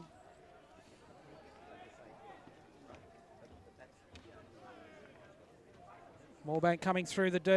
A couple of good passes. Mitch Ray just on the end of it. How about the skill of the ball to get it across onto the D? Just changed his speed, turned his body slightly and flicked it off his feet. Yeah. Right into the striker. Excellent ball control under pressure there from Moorebank coming into the D. Umpire, he had an early penalty corner in his pocket there. You could see him holding his whistle just to see if Moorebank could make anything of a shot. You can already see the class of both teams though, can't you? The speed of the play, the intention of where they're going on the second and third pass. Well, the thing I enjoy, yes, there is the speed of the play and the speed of the ball transfer. What I enjoy is when the ball gets transferred, it gets trapped. And that's a notable. This time with Downey, and that time Ackroyd again to his right, got his pad to it, but all he could do was deflect it into the top of the D. So Dylan Downey on fire from the penalty corner. 2 from 2 to Downey. You mentioned the speed of the trap. Speed of the trap always helped by the accuracy of the pass and the cleanness of the pass. Right? Yeah. And that's what you're seeing today. Clean, crisp passes, no bobble in them. That's right. So that's the story of good first grade hockey. It's about, like all sports at this level, it's about getting the basic things performed well. Trap pass lead. Without error. So this ball across from Hayes to Turner. He looks forward to Neil. That was picked off. Alex Mackay knocked it forward. Sutherland back with the ball. That was what I'd call a short overhead from Hernandez, but was fortunate to find Hayes. I think he was looking for Zach McGregor about 30 yards on the other side of the field, but in the end, Hayes got onto it. So Hayes to restart play. Neil out wide and Bennett. Bennett will look to get the ball across here. In fact, he's found the Moorebank foot. I think that's Callum Mackay's foot. So Sutherland have their first penalty corner. One of the things I like the most about this level hockey PL1 and find most amusing is watching two people turn around and have a sprint race for 35 metres, both of them knowing that neither of them are getting the ball or likely to be involved in the play, but if they don't, the other person will. Yes, well, that's the work off the ball, isn't it? It's doing that work to create the pass and create the opportunity. So, two castles. Hernandez on the left, Halyard on the right. I'm betting Hernandez will get this opportunity. He's been pretty good this year. So it comes to Halyard. Good tackle. Ball onto the foot. Yeah, ball onto the foot. Halyard was just waiting to see if Halyard could get a clean shot on the ball. Could you see that on the foot from here, or was it the player's reaction you picked? I saw that on the foot. There's some things you just know. People at home, this is an impressive commentator next to me to see that. So Callanan with the injection. Halyard again. Oh, that was a didn't quite get it. No, that was. Oh, you think he did it on purpose? He was looking for Mason Neal just outside the post. Very nicely disguised slider to the outside of the goal post, looking for Mason Neal. Didn't connect, but opportunity was there.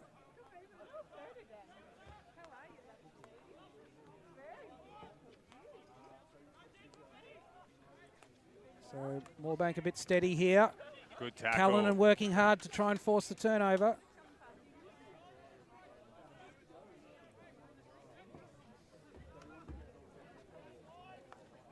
Alex Mackay. Tristan White in the centre. I don't like seeing him being given that much time to make his pass. Sutherland need to close him down much quicker than that. Give him time on the ball and you'll pay. Mitch Ray now to bring it out of defence. Moorebank pushing high. They've got three strikers up. Ball out to Turner. He looks long, but White got across to that.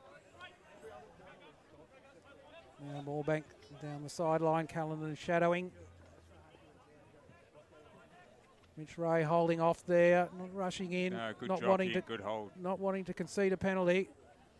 And Zach McGregor picks that one off as it comes into the D. Target was Morley, but McGregor able to intercept, get the ball out. Sutherland holding their press here, they're not pushing up. Henry Jones in the centre now. Callum Mackay takes the ball through. Christian Roberts dispossessed by Callanan. That's good work by him. The defensive work by the AMs is really critical in the defence.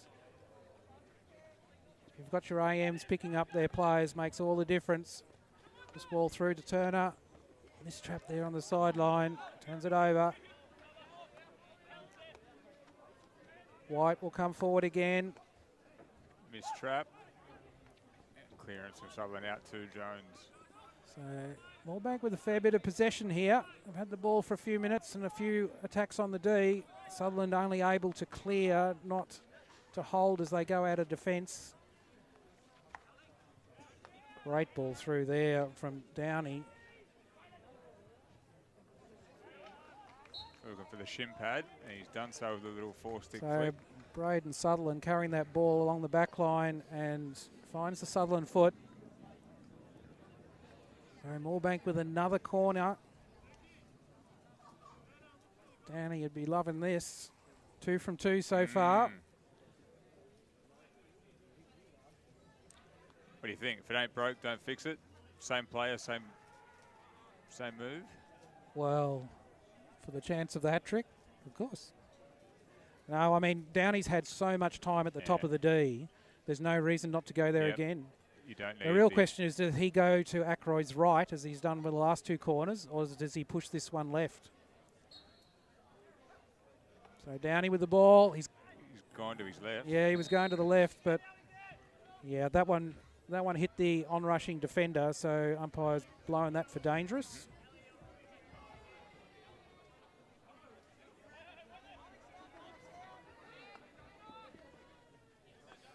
Sutherland trying to get out of defence and get the penalty corner stuff off the field. Halliard, mistrap by him, turns the ball over to White. It's good use of his body to turn and open up the goal in the field and take out the defender there.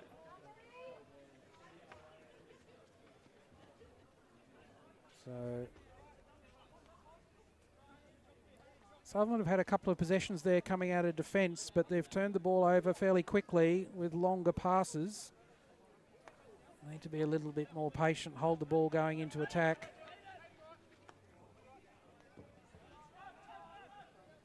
Opportunity to apply some pressure here and perhaps win the ball.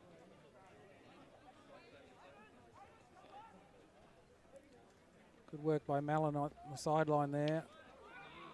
And Hayes is on this one, carrying it forward. I think that's... Ooh.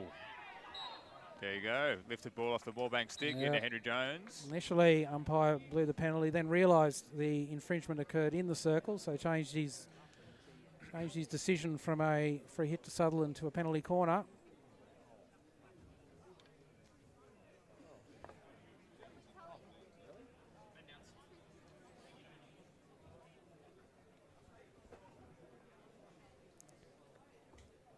So, opportunity here. Sutherland have had a difficult start. I'll be trying to pin one back here and get them back into the game.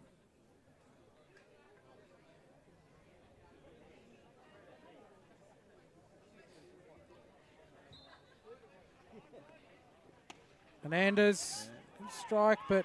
Moorebank stick on the way through. Oh, changed his decision? No? Yeah, Scott Evans, the umpire at halfway, said that that was off the defender's body or leg. Yes, off the defender's leg. The defender suggesting Alex Mackay that was pretty high, but penalty corner given.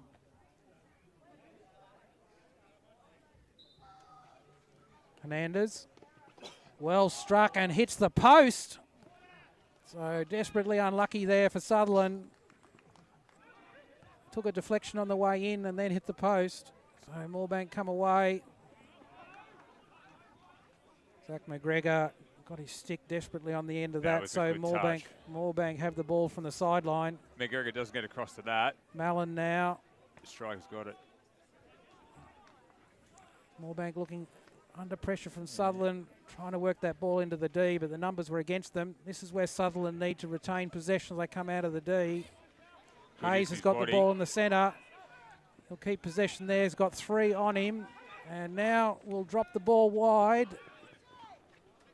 Mason Neal trying to get onto it. Excellent trap from Ethan Brooks and Moorebank to diffuse that situation coming off Jack Hayes' stick. Kyan Johnson now through to Brady Sutherland and Mitch Ray with a diving save there. So that cross. So Sutherland really being stretched. It's notable how quickly Moorebank came forward there, having won the ball in the midfield. Really quick to turn around and try and catch Sutherland out with their numbers out.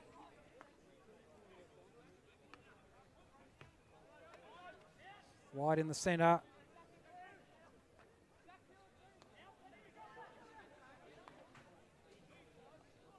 And a mistrap there on the back line gives a easy turnover for Sutherland and restart from the 16.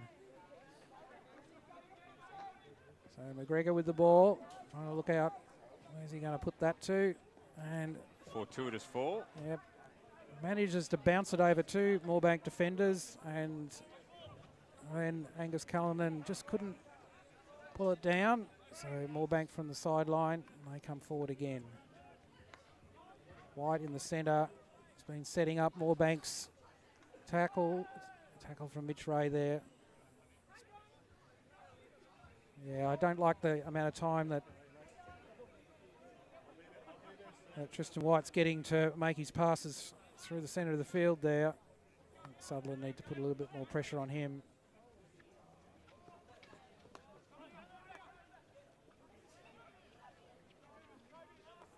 Sutherland pushing up a little here, trying to force a turnover, which they've done now. Hayes comes forward. He's got Bennett in front.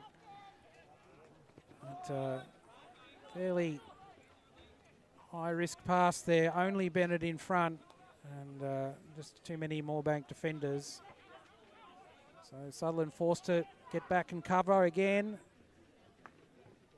Ackroyd with another save. This one pushed high, but outside of the D, so no danger there. Hayes with the ball out wide. Another attempted long pass. There were 3 players between Hayes there and Bennett, so that was never going to get through. A bit cynical at this stage. Especially when the first player trapped it. Good trap from Ray. Yeah, good deflection and control.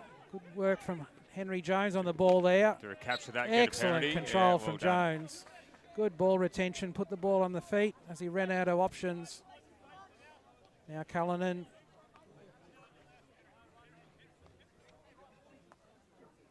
Hernandez. Turn over there to Moorebank. Landon Morley now with the ball. Cullinan in front.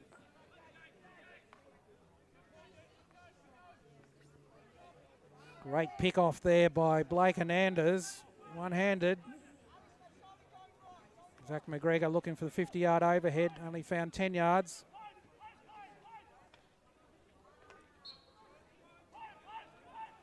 Moorebank got all the field possession and all the ball possession at the moment. Sutherland just responding. Again, Hayes goes for the long ball. Again, he's got 3 players between him and Bennett and nowhere near making its way through. So, end of first quarter, and Sutherland go in for the drinks. 2-0 down, and I would think having a quick chat about how I can turn this one around. Do you think those 2 quick goals shifted their sense of confidence or courage? Because well, as you're saying, the last half of that, there was some pretty cynical hockey, long ball hockey. Do you think those 2 quick goals forced that? I don't think it was those 2 quick goals. No. I think it was Moorebank's field position. The speed of their play, no, I think Moorebank's field position was really... Moorebank basically spent the second half of that quarter camped in Sutherland's half and were just moving the ball around and putting pressure, particularly down the flanks, which Sutherland did a good job of defending. But even if they did manage to turn over out wide, not a good position really to try and work the ball out. Yep. They struggled from there. Would you counsel your squad to try and hold the ball and play a step slower, or do you think they have to keep that pace? They just have to do it better. So this is a Sutherland counter-attack going back the other way. Well, I think the fast counter-attack is a really good option if you get a turnover around the halfway. Yeah, but not at your 25. But if you get a turnover in your 25 near the back line, find the outlet. Then really you've got to be able to work out how you're going to get the ball to the halfway and in possession. And then you can build your attack from there. So the fast counter-attack is a really good option if you can force that turnover in the midfield. In the midfield, in the opposition's half. So Sutherland shouldn't be disheartened that those 2 penalty corners were excellent executions, and aside from that, they've defended well in the D. They've cut out a lot of cross balls. So Moorebank haven't had other opportunities really in the D apart from those 2 corners. So and this is the curiosity of sport. Sutherland had 3 or 4 short corners themselves. Had that execution be different, this game's 2-2, even though it doesn't feel like. And that's right. And Sutherland have certainly shown through the season that they're able to score off those corners. They've got a couple of options there that are very good. So they've just got to be patient here. Their opportunities will no doubt come. But they need to create good opportunities, not... Finding a lot of Moorebank sticks in the midfield. Good play, gets it out to the left wing. 15 Jennings on the ball. Back into White.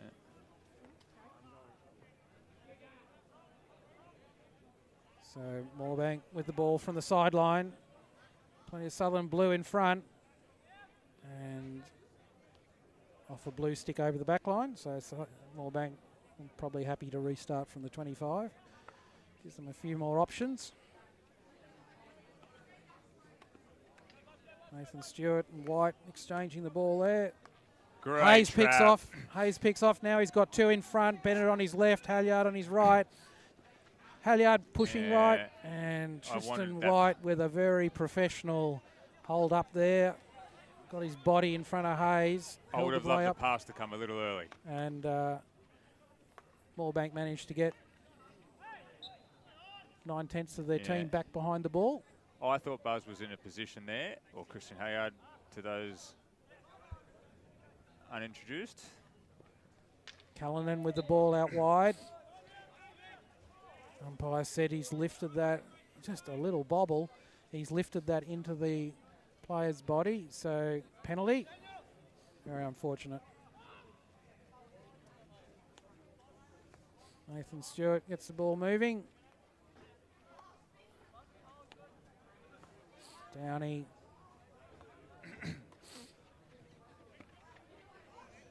Pressure in the middle there. Neal and Turner.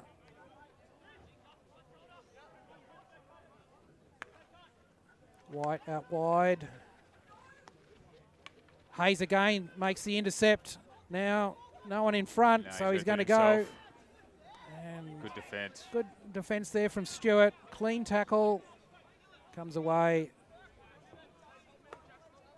It was certainly a much better position to go fast forward, having forced the turnover well inside Moorebank's half. That's definitely the opportunity to go fast. Yeah. And when you're defending a player like Hayes, who can move the ball quickly, as a defender, you've got to have the poise not to bite, not to beat yourself. And that was shown by Moorebank. Comes the overhead, you'd expect. Hernandez. Going deep, looking for Mason. 70% of overheads result in a turnover of possession. Really? And that was another one. Where'd you get that stat from? Oh, just out of the...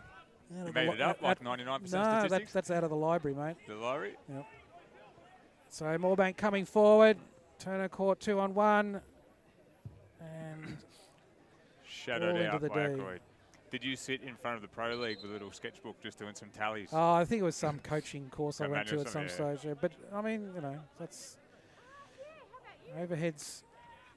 It's as much about the receiving as it is about the lifting of the overhead. The delivery. And if... It's all about the receive, actually. Yeah. And there's not a good record. Well, we probably practice receiving overheads. Hernandez tries again, and we're just adding to our turnover statistic there. That one landed. I don't think there was a Sutherland player within 15 yards of that one. So it's now 71%. I was just saying, I don't think we practice receiving them a quarter as much as we practice chucking them at training. That's right. Rarely talk about when it's a good idea. Just see how far we can throw them. So Mallon there. Ball out to Downey. He comes across to the left. Halyard with a good intercept. Umpire said, play on, mate. And he's going to have the speed he goes to get forward. That ball. Ethan Brooks back. Under pressure from Halyard. Hayes now in support. Mallon now with the ball. He goes with the crossfield transfer. Hayden Neal on that one. Great good receive by him and a good layoff to Callanan.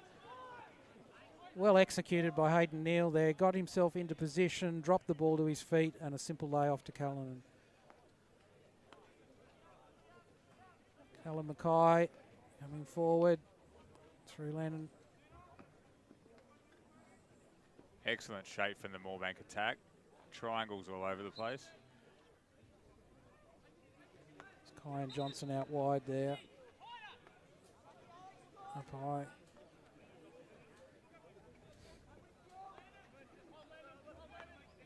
Ray out to Turner. Back to Ray. Sutherland will need to keep moving the ball here. That's a good lead, post-up lead by Halyard, and he gets the penalty. So that's a good movement out of defence there. Just 3 or 4 quick passes. But most importantly, a good post-up lead from Halyard up high. Hayes has got Zach leading up to the left wing. Doesn't see him. Goes straight down to Christian Halyard. That time he didn't get in front of the defender. And Moorebank were able to recover the ball.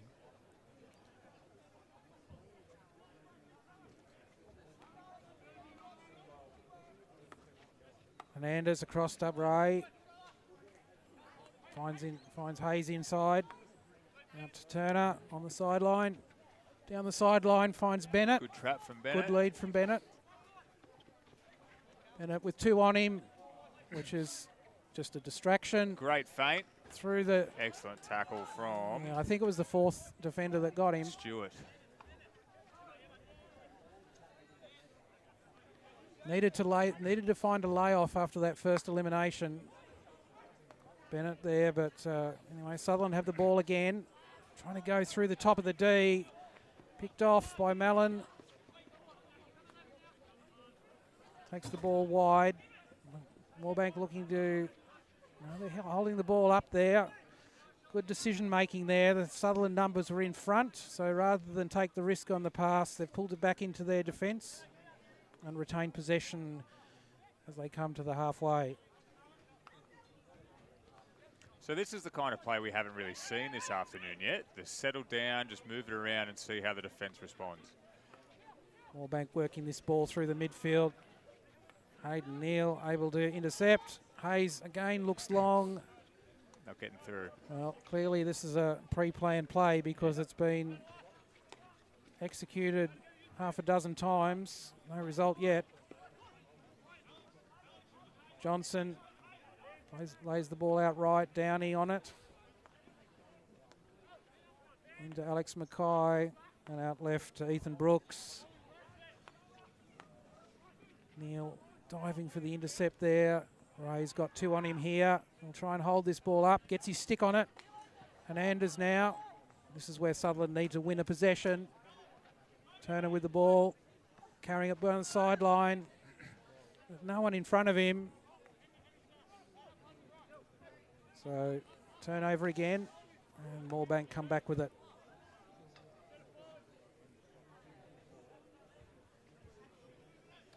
So still 2-0 on the scoreboard. Moorebank just with the possession and an error there out on the left. So welcome turnover for Sutherland. Watching that play unfold, there was a few Moorebank strikers who were just starting to get lost by the defence. Another overhead from Hernandez. Easily taken by Moorebank again. We're up to 74% of overheads. I think he was hoping Downey would somehow mistrap that. Neal had run forward, but it was completely reliant on a mistrap, him getting the ball. Halyard now carrying the ball forward, looking Great right pass to Keelan. Got the ball on his stick. Short corner. And gets the short corner. There might have been more in that. Just in the break, we'll go over to Ryde, and Ryde Hunters Hill are up 2-1 against Manly Gordon in their PL1 contest. So really excellent transfer there from Halyard. Out wide on the left, under pressure, but with some good vision, found a free Keelan. Zach Keelan on the right side of the circle. Terrific pass. Significant skill to beat a player, immediately find an open player, and then hit him with a clean pass like that. It is a first grade skill, yeah. And that's what allows you to keep your attack moving forward. So Callanan again, we've got Halyard and Hernandez at the top. Hernandez with the ball, again stopped by the runner, but off a foot. The runner's getting there, and we've had a few now, particularly from Hernandez's side, where the runner's got there. Alex Mackay is the regular, and he's shutting down that direct shot. I think Sutherland need a variation. Hernandez again, blocked again, and another corner. So Mackay out there, but a stick obstruction on Hernandez. You'd think this one would be different. We've just had a few of the same. I thought the last one might have been different. different. Would be different, yeah. Halyard's not standing like he's going to get the ball, but you never know. Maybe a short layoff to the side. He's coming to Halyard. Ooh, Clean. that hurt. Got that away clean. And the umpire has changed his decision on the umpire's basis thinking of about it. I think he got some assistance there Yeah. from Scott Evans at the other end, who said that Absolutely was did. too high into the player's body up high. Quite right about that. So free hit to the defence. No. See, I say unlimited. They weren't good. No, I didn't. Callum Mackay. You told me that he wanted to come out. Hayes going for the intercept there. Just didn't pick it up. So Moorebank come again down the right side. Justin White carrying it infield. Ball off a Sutherland foot. So free hit just on the 5-yard marks.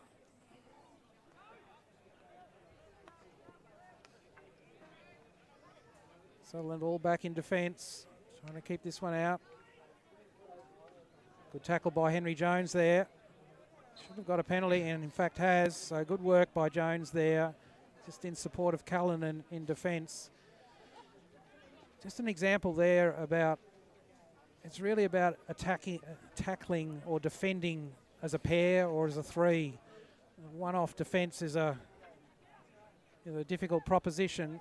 But if you can attack as a defend as a 2 or a 3, you give yourself much better opportunity. Turner through to Jones. Keelan up in front. Jones still with the ball on his stick under a lot of pressure. He's got 2 on him there. Managed to get through, but in doing so, put the ball over the back line. So free hit to 16-yard to Moorebank.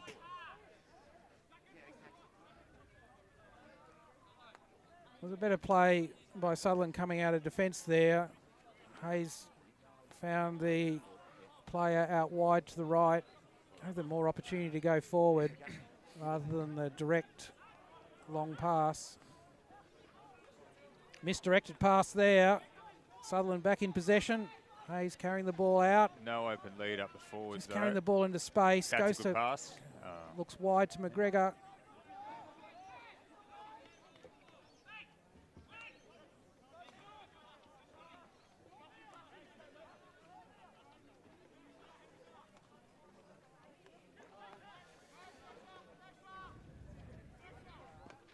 White passing wide off Morley's stick and over the sideline.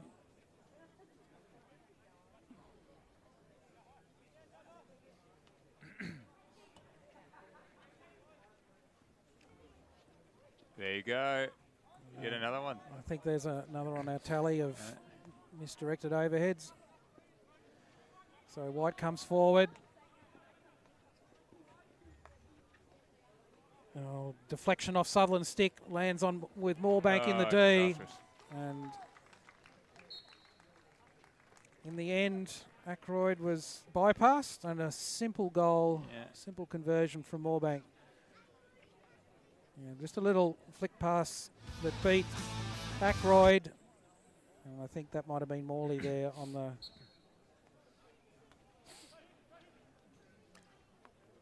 Let's see how Blue responds. If you're going to be a serious threat for the competition, you've got to be able to hold your steel and come back in situations like this.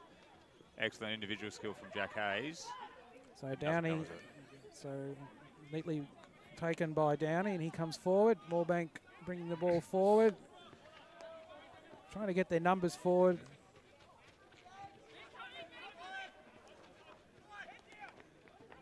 Good work by Jones there. Toby Mallon now in possession, throws it out to the right. I feel like there's more depth and dimension to the Moorebank style of play at the moment this afternoon. It feels like they're making the decisions quickly based on what the defence gives them, whereas it seems like Sutherland seem to be just doing the same scripts regardless of what's happening with a defensive structure. Yes, well, I think Moorebank appear to have more strings to their bow coming forward in attack, but also a little bit more confidence in their ability to hold possession, and if it doesn't look like an opportunity is there, then throw the ball back into the midfield where you can stretch the defence a bit more. Yeah, I'm just And noticing. just keep the ball moving. Just noticing with the Moorebank midfielders, there's feints to the shoulders and the bodies, indicating that they were thinking one thing, but then they've come back another direction. Whereas Sutherland, I'm seeing, by and large, once the ball's rolling in one direction, it stays rolling in that direction. Here comes another overhead. No, Hayes out to Callanan. Callanan running forward, but no one in support. Bennett leaves that for Jones. Back to Callanan. Good keeping. Callanan needed some support there on the left. Moorebank at the other end with the same opportunity managed to bypass the goalkeeper. Callanan could only throw it into the keeper's pads. Henry Jones now. Good awareness from Jones to pick up the loose ball and get a penalty out of it. So Sutherland have got a few players in the D. There's a lot more Moorebank defenders, so Hayes carries it forward. That was phenomenal skill from Hayes to get into the D. He's been hit on the foot or the leg coming through.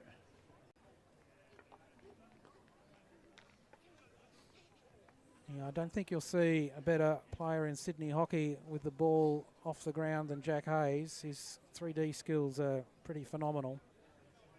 He made full use of them. He often walks into fields of 3 or 4 players and just strolls out the other side. I have no idea how you do that. So this will see the half out. 3-1 will feel a lot better than 3-0. It would. Sutherland need that little lift that they can get from a goal. And throughout the season, penalty corners have been good options for them. Haven't had any success today so far, but let's see how they go this time. Now, coming in, they had a couple of short corners that were up around 60-70% success rate. This will go to...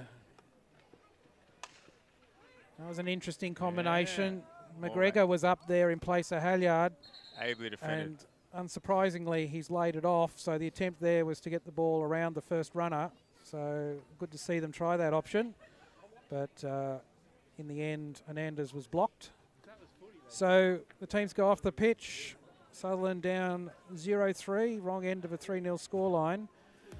Game's not over yet, but there's plenty of work for Sutherland to do to make a show of it in this second half. Is your coach's chat the same as your PL2 chat, where you'd like to see more intention through the midfield, building up play to get to the front quarter rather than just heaving it 60 metres in the air? Yeah, I think in the end, Sutherland have got to do a lot more work to get players in front of the ball and make a lot more constructive work in front of the ball, because there's too many times, as you've said, where the Sutherland ball carrier, whether it's a Blake Hernandez, a Jack Hayes or someone else, has looked up and for whatever reason they've decided that the long pass or the long overhead is the best option available to them. So they really need more support in front with more active leading from the AMs and the strikers to disrupt this Moorebank defence. You touched on this before. Hockey's pretty simple. If you attack with more, when you defend with more, you're probably going to come out of those contests with the ball. That's always a good formula that I think works more times than it doesn't. And Moorebank's doing that. You can see when it gets up to the midfield, they're pivoting quickly to 2 or 3 options, whereas Sutherland doesn't seem to have those 2 or 3 options each time it's coming through the midfield. No, well, that's right. So Sutherland is a little bit more impatient. As I said earlier, it's not about not going forward quickly. I think that's a good thing to do, but you've got to do it from the right area of the field to win success. And if you're doing it from the opposition half, you're more likely to have players, more than one player in front of the ball. And the trouble with trying to throw that long pass from your own 25, you typically have a lone striker up there, which is certainly what the situation was in PL2 and has mostly been the case here today with Matthew Bennett being the high striker. And Moorebank aren't silly. They've got typically 2 or 3 players on the line between the ball and Bennett. And they haven't missed the trap. And they haven't let that ball through yet. Yep. So I think Sutherland need to think again. That's worked for them in a number of other games this season, but it's not working today. Yep. My absolute favourite play in hockey, very simple. You have a ball carrier coming out of the midfield, whether it's the AM or the DM. They hit a striker who's leading back on a post-up lead, and then they wrap around, overload, and receive the ball back from that posting up striker. Yes, Why do we not see it very often? Yeah, I mean, the advantage of that play is that the ball carrier becomes the extra man. The extra man. The extra man in attack. Yeah. And it's very rare that ball carrier, having passed the ball and then repositioned to get the ball back, is being marked. Yeah. They're always free. It's always a 2-on-1, and it's always a 2-on-1 at pace with options and good places to lead into. So, sitting up on the bench, we reckon we've solved this problem for Sutherland in the second half. Yeah, I've solved hockey. Solved that problem. So, we'll see if the Sutherland first grade team sees it the same way. We'll be back in a minute or two, actually 2 minutes, with the second half.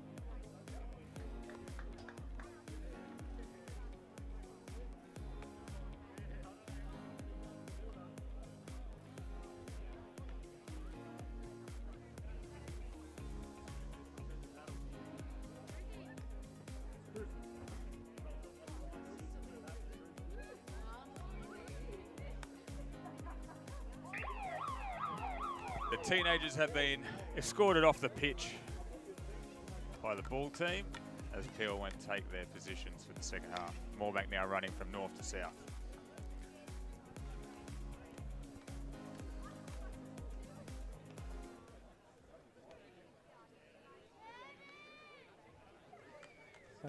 Still plenty of time here for Sutherland, and 3-0 is certainly not an insurmountable hill to climb, but they need to change a few things about their game to start making progress. I have to find a solution on penalty corners. They've certainly had a few penalty corners, but not really troubled Craig Coulson in goals for Moorebank. Haven't really got the ball to the goal line yet. So Moorebank come out and just maintain possession. Keep in the midfield. White. Good pass to a leading right winger who gets the foot. Very frustrating when a player can pass from the halfway line to a striker on the back line, and that doesn't get under pressure. It's not an under pressure pass. Toby Mallon there. And clumsy tackle there from Hayes, according to the umpire. And a penalty corner to Moorebank. And just as they set up, we apologise to Mags Noy for not having the volume on the stream loud enough. We hope Streamlords fix that for you at home, Mags.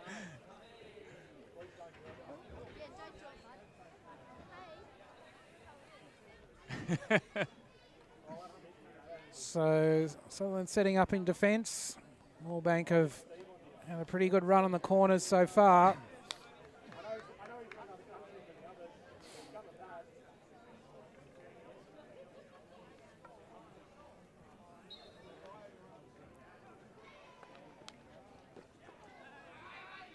Just push left. Just push left.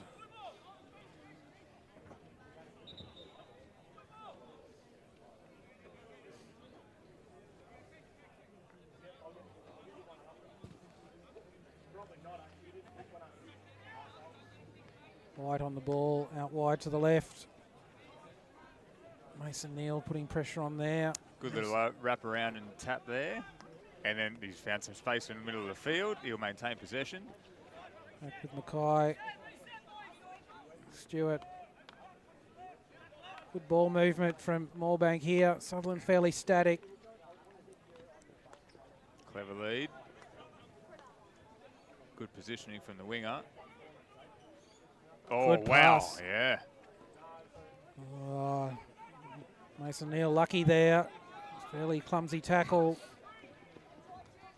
Christian Halyard with the ball there. Umpire said that was stick over the ball. And I think he got that right.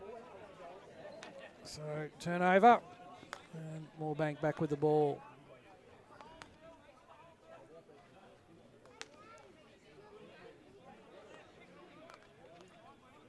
Sutherland allowing them a lot of time just to move it around. They're keeping their pressure quite far back. Yeah, I think it's okay to have their press from the halfway, but as soon as Moorebank get to the half, I don't want to be allowing any uncontested possessions from there. Moorebank have got the ball in the D now, looking for a foot. Finds Toby Mallon on the top, but Jack Hayes pinches it off him, carrying the ball forward. Sees Halyard up high. 3 sticks again. But just too many Moorebank sticks in the way, and I think Moorebank have certainly done their homework here. They know when Sutherland counter-attack, they will look to the high striker, and they've done a really good job of getting players between the ball and that high striker, whoever it may be. Halyard on that occasion. Johnson just didn't control that over the sideline, so Sutherland in the ball. Hayes in the centre. Ray McGregor. Oh, that was a misdirected pass. Just an easy turnover. Hayes and Neal tackling. Callan now. Sutherland have got some numbers here. Mason Neal with the ball. Needs to keep possession. Good elimination skill. Trailing foot from White. Dislodged Neal's stick.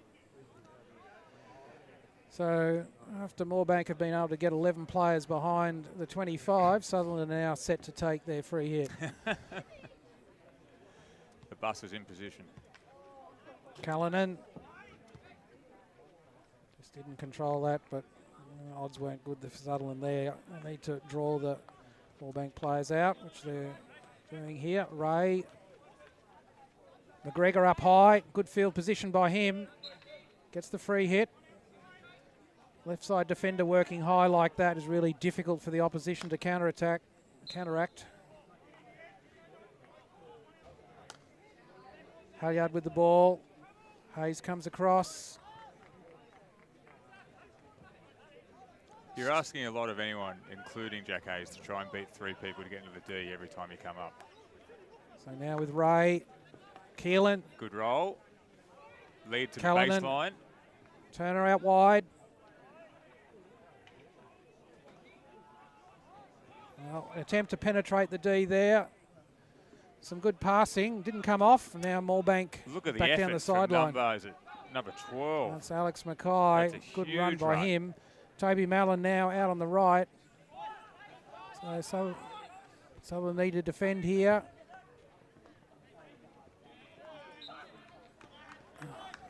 Just a sort of lazy stretch by Neal there. Many lifted the ball dangerously, and best he described as a soft penalty corner there for Moorebank. Not much they did to win it. Sutherland just conceded. Sutherland have to defend their goal again.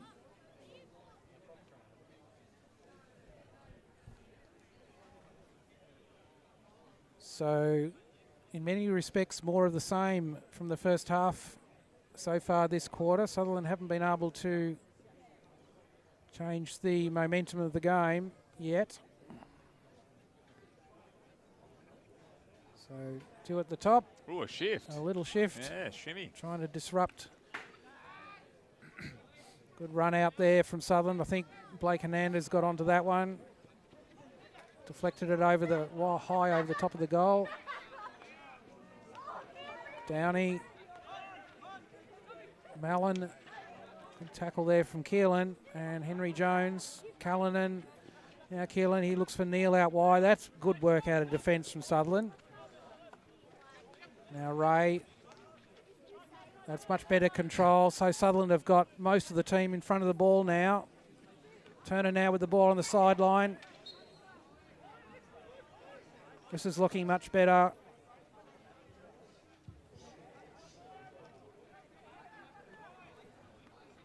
Back to Hernandez. Ray.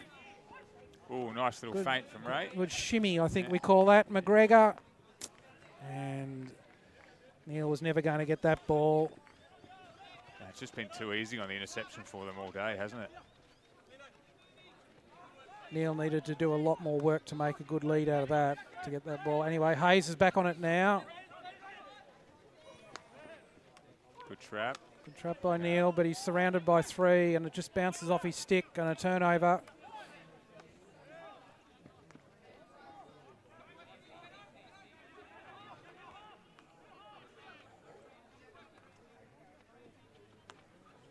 Moorebank. Little misdirection with his right shoulder to get Benno going left, and then just hits it straight across the field. Moorebank's passing here is a bit of a lesson to Sutherland on how to throw the ball around. They're so comfortable. I think they're being aided a little bit by not enough pressure from Sutherland's striker line on the Moorebank midfield and defenders. They've just been given so much time to move the ball. Sutherland now holding their press just in front of the 25.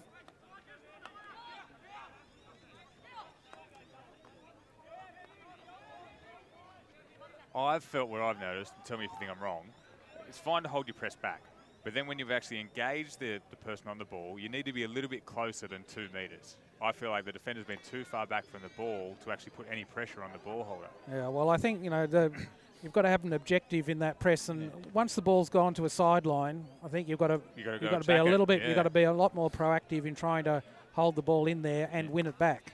Press a 2-step process. 1, where do you want the ball? Then 2, how are you going to win it back? That's right. So Keelan coming forward here into Jones, but he was under a lot of pressure and the ball was turned over.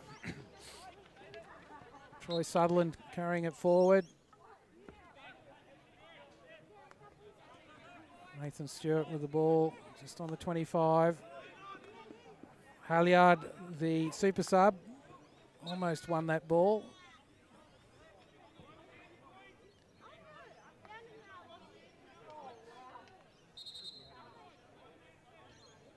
So Sutherland need to be alert here.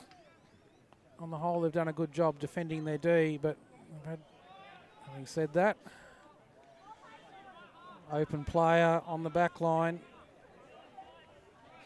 Just a mistrap. Christian Roberts was the offender there for Moorebank. So you see here the Moorebank defender's much closer, puts the pressure on and actually gets the ball. Hayes looks up. This is where Sutherland need to retain the possession. Well, they've got it from the sideline there. Now got players in front of the ball, but Henry Jones no. I think he's played that ball somehow dangerously, and Nathan Stewart gets the free hit. Now this is a bit better.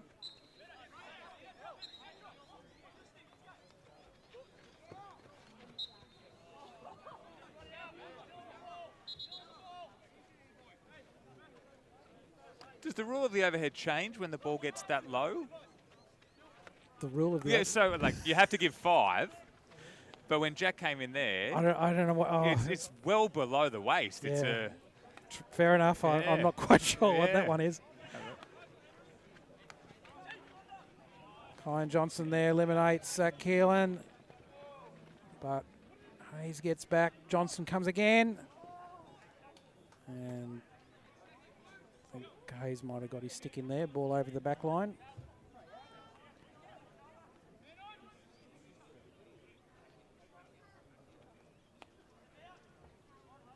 Mackay goes wide. Back to Stewart. Got Downey out wide to the right. Carries the ball forward. 45-degree pass. They're almost as bad as the long overheads. So Sutherland back in possession. Halliard not getting to that ball first.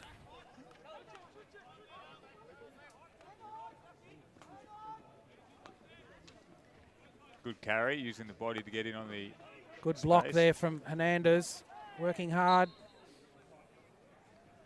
Mellon gets the penalty.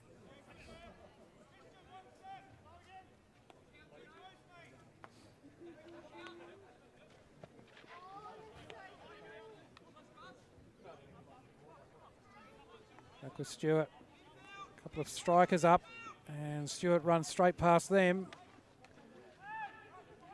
It looked nice for him, but a little bit too easy for the defence. Ray trying to blast the ball out of defence. Picked up. Oh, a stroke. So Landon Morley had the ball on his stick there. I'm not quite sure which Sutherland defender it was. But umpire said, in any case, it was a really naughty tackle. And we'll have a penalty strike for that. I mean, I think I could hear the stick obstruction from here. I thought it short. Even with the headphones on. Oh, well, I mean, Morley was on the penalty spot, so he was in a pretty good position. So Ackroyd on the line. Oh, the ground hushes. Oh, he's been. And that was pretty well executed. Yeah.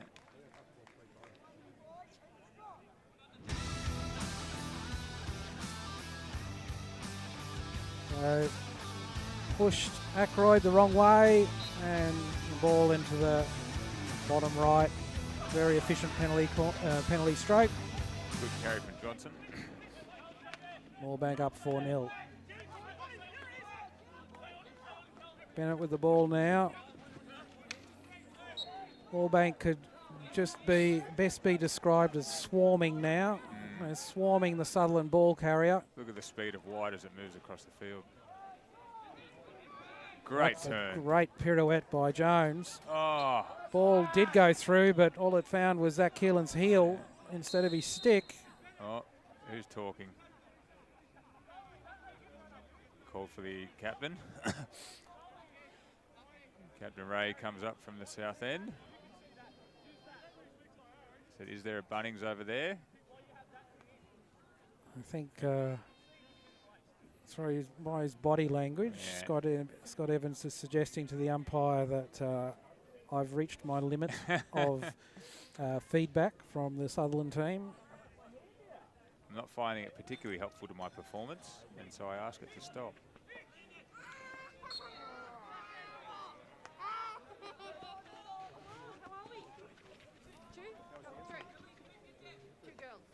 Bennett now up, putting pressure on. On the run overhead. Oh, no, okay. Yeah, fair enough. I mean, again, the striker didn't have his position. Yeah. Both players are running to the ball, and in that situation, it's always with the defender. Yeah. Nice carry. Good skill by Hayden Neal there. Now he's got to find his pass. Good lead. Looking for Keelan. Oh, short corner. Dive there from I think that's Johnson, and he lifted the ball up into Keelan's body. Now, we're not going to get a replay. Zach's lead from the left wing was phenomenal, but it was a little bit lackluster in terms of what the other two were doing on the right-hand side to help create space after that excellent individual carry up the right-hand side. Yeah, well, this is the thing that whether it's attack or defence, it's a team game, and it's numbers that count. So numbers in the play that count. You're always trying to outnumber your opposition wherever you are on the field.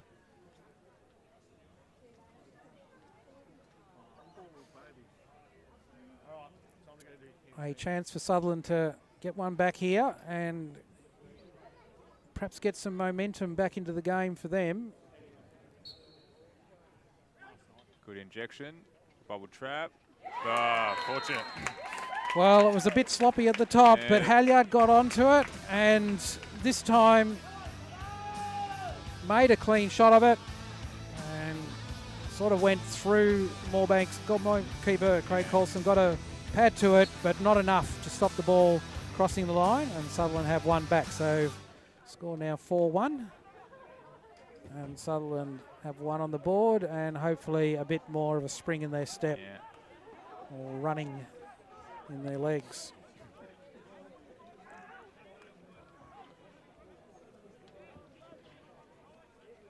So as a coach, what are some things you can think a team can do to develop this kind of cohesion and awareness and leading and movement up the field? What do you do with a team?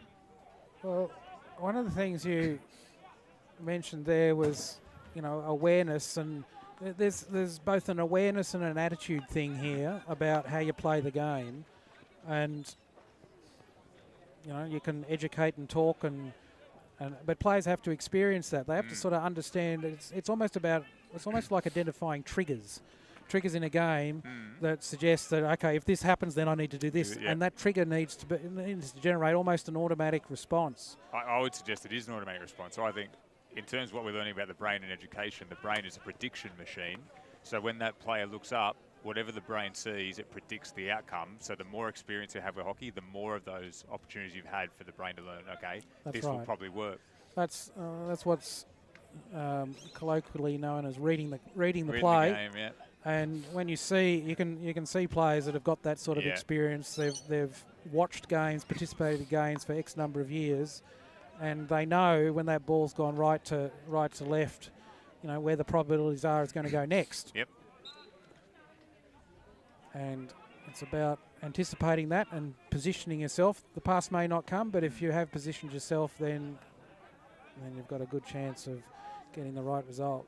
Well, Moorebank have gone for the overhead. Yeah, that time, intentional. That time was an overhead to a player who was alone in space. So as a consequence, it was well received. One of perhaps two today. Moorebank again trying to, just at the final seconds of that quarter, trying to get the ball into the D. Didn't succeed, so teams come off.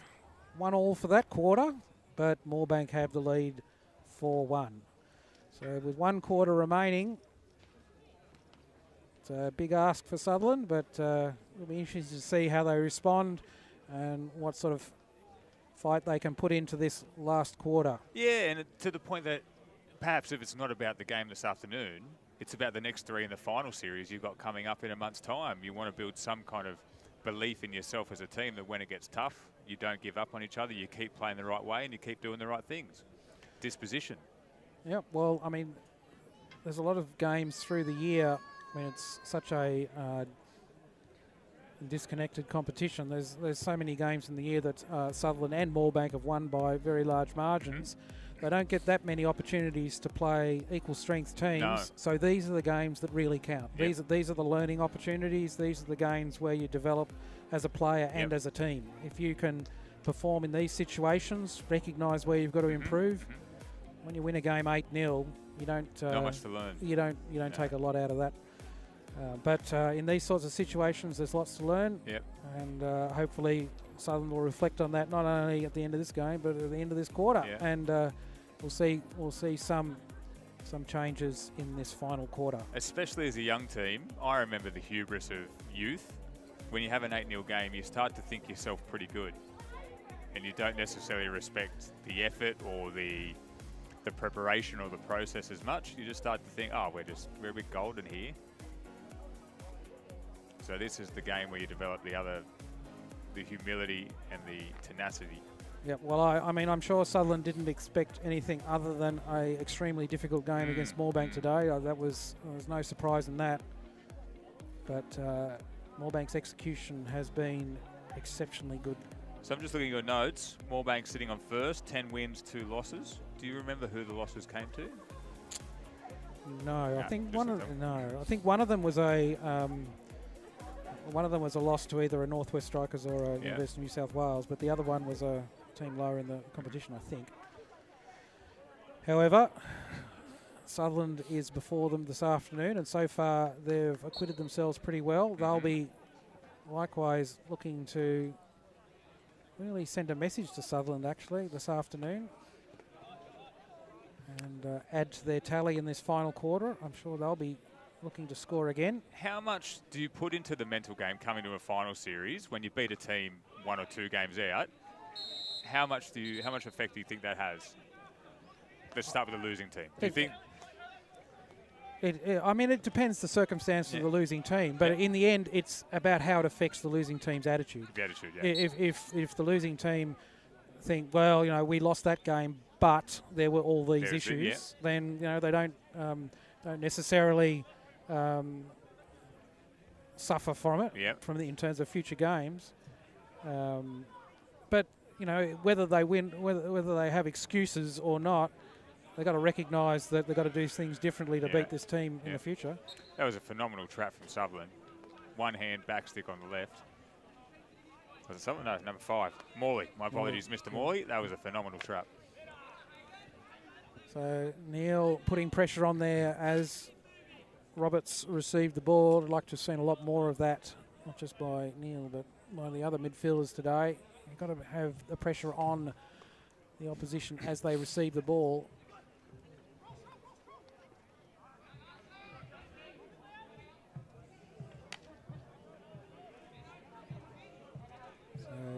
Sutherland trying to hold this ball out.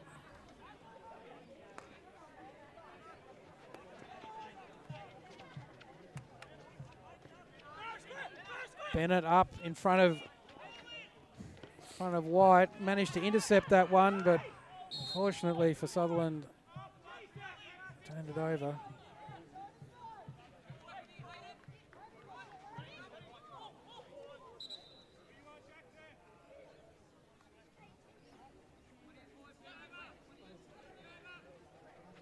Hayes goes with the overhead, looking for Bennett on the back line. Ball got to him, but deflected off a Moorebank stick. He decided not to play it. He decided it was an interesting decision there. There were 2 players in front of him, but had he been able to receive, might have been able to win the penalty corner at least.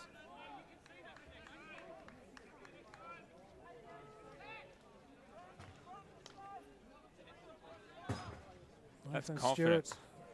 Took the transfer across with 2 strikers in the area.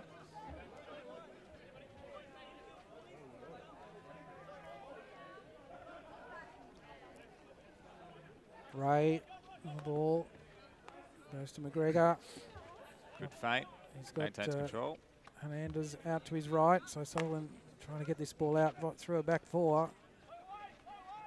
Good poke there by Hayes, but Mellon found the ball.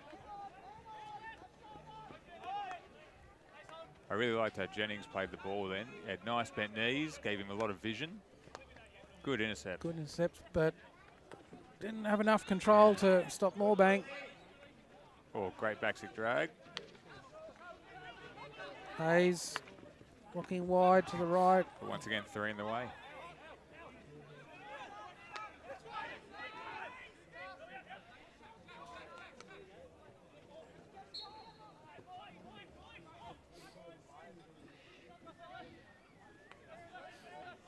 Halliard now. Should have a penalty there. Yes, umpire just waiting.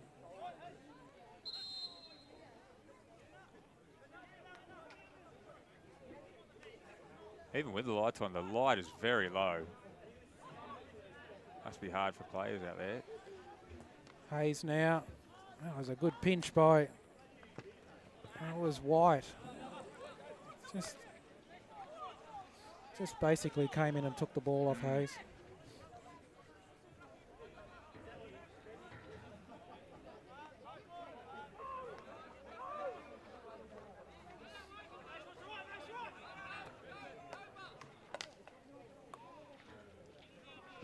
So White's pass there into the midfield. Moorebank retaining possession. Now he goes long. Morley with the ball. Blocked by Turner. But Morley again. Ball into the D. And off Hernandez. Intelligent play from Morley just to catch the ball with the hand, quickly put it down and carry.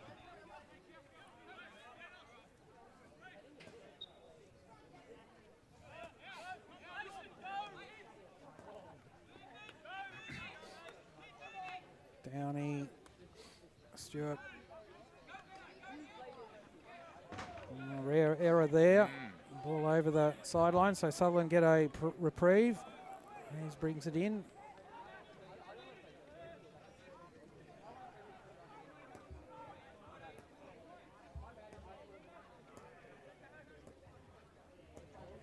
Another long overhead by Hayes, but both defender and attacker was static.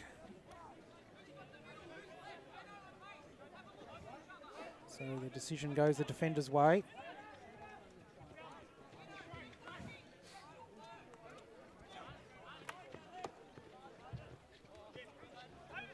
Good collection there from Neil, and an even better pass into Hayes in the centre. Good lead. Goes wide to Henry Jones. Carrying the ball quickly. But, really not a well-directed pass there.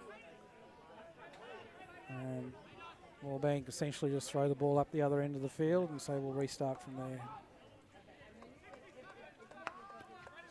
Hernandez, ball out wide to Turner. Looks up, no Sutherland player in front, and unwilling to make a lead. So Hayes looking to find Keelan out wide. It's picked off by too many Moorebank players in between.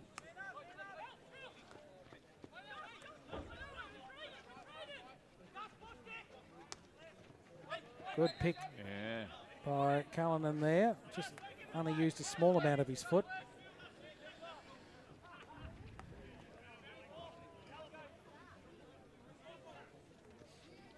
Another overhead. That one gets through. Great use of the body by 19, Braden Sutherland. Hayes now carries it forward. Two on him. Sutherland have the free hit. Moorebank just able to slow it down while Sutherland. Good intercept. Then the poise just to turn it back infield, let leaders get upfield. Stewart carrying the ball forward. Make some space on the right for Sutherland.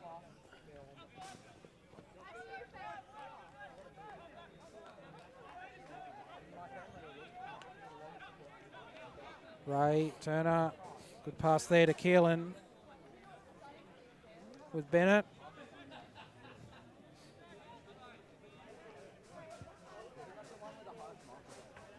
So 9 minutes to go in this quarter.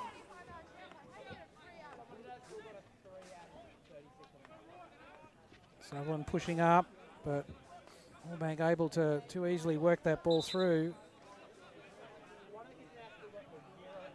The error on the sideline there.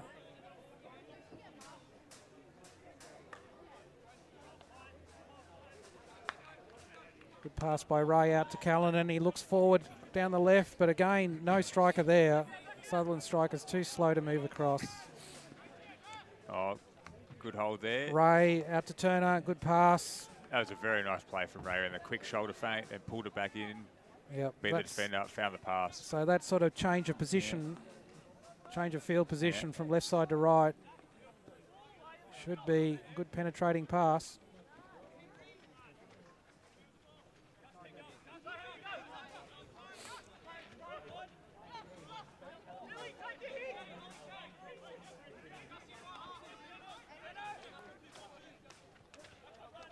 Hernandez with the mini non-overhead. Just got it through to Hayes, running down the left sideline.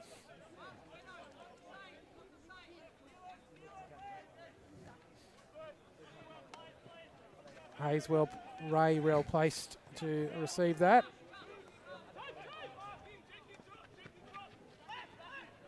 With Keelan. Excellent pass right there to Callanan. Now with Halyard. This is good passing by Sutherland. Bennett's up high in the D. This is the important pass. Good lead and Halyard finds Keelan. Excellent passing by Sutherland and a penalty corner. That was wonderful. Best play they've had all day. Very well constructed. And ref says we're talking. Very well constructed play by Sutherland. The critical pass was the one from Halyard. That's the one Sutherland has missed more times than not this game. But that pass from in front of the halfway, deep into Moorebank's defence, found Keelan, and he got the ball onto the Moorebank foot and a penalty corner. So a good opportunity for Sutherland here. But having said that, the Moorebank defence has been very solid on penalty corners. Halyard was successful from the last penalty corner.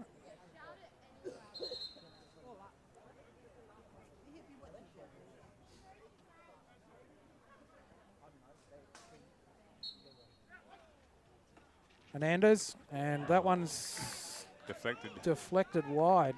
Goodness me, I thought that one was rocketing towards the corner.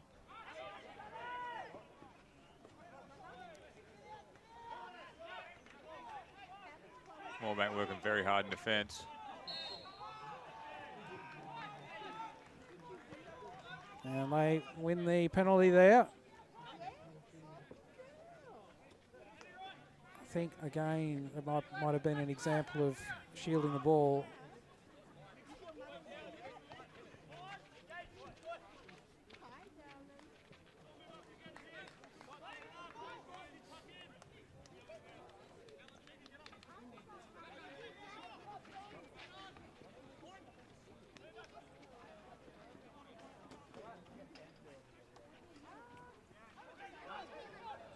Moorebank numbers there at the D.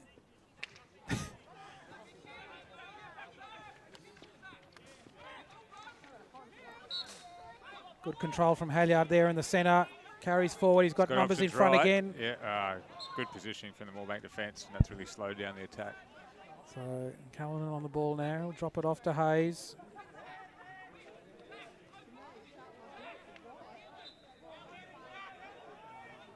Sutherland needs some more movement in the D.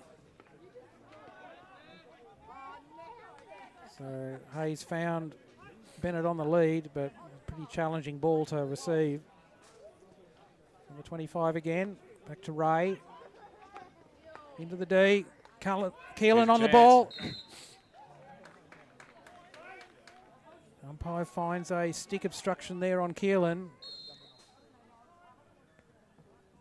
As he came into the D. So good play by Sutherland there. Change of line from Hayes to Ray, and then the ball into the D with a good lead from Keelan. Much better play in the last 5 minutes. So it'll be, could be an interesting last 4 minutes if Sutherland can pop one in here. They weren't successful in the last corner, but goodness me, they must have gone close. It was certainly a good shot from Hernandez. Let's see if they can go one better this time. Hernandez again. Another good save from Moorebank. Again, Hernandez got onto that one. Probably had it a little bit high, which made it a bit more savable.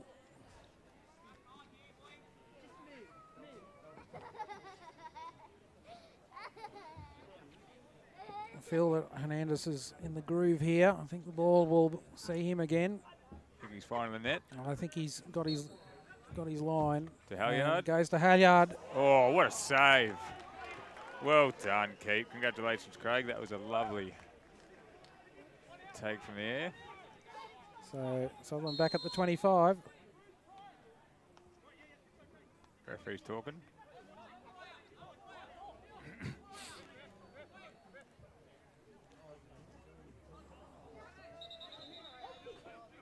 Sutherland have taken their keeper off. Not sure that will end well, but anyway. What's the stats on keeper? We've drawn 99% of the time. Well, it doesn't work out. I'm just looking at the Moorebank's play during this game, and I'm thinking, they've had plenty of circle penetrations. Yeah. Short corner and a card. That evens up the field players.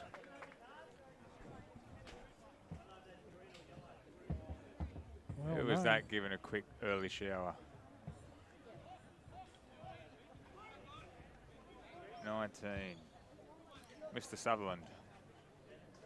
So another penalty corner. Sutherland have had a few from the few in the last few minutes. A few good opportunities. Craig Coulson has been equal to the challenge.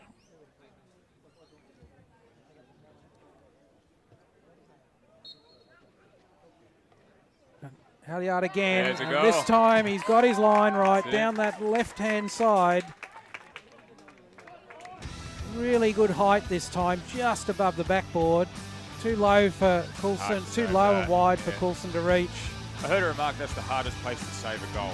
Just on the edge of the backboard, left side. So Sutherland now with 2 on the board. Might have left their run a bit late, but that's a better score line and a bit of momentum for Sutherland. It's actually worked out better for Moorebank, that tackle. Good cover from Blake Hernandez. A few turnovers there. Mackay with the ball. Now with Mallon out wide. Remembering that Sutherland are down a keeper. Yeah. So Sutherland have got plenty back in defence.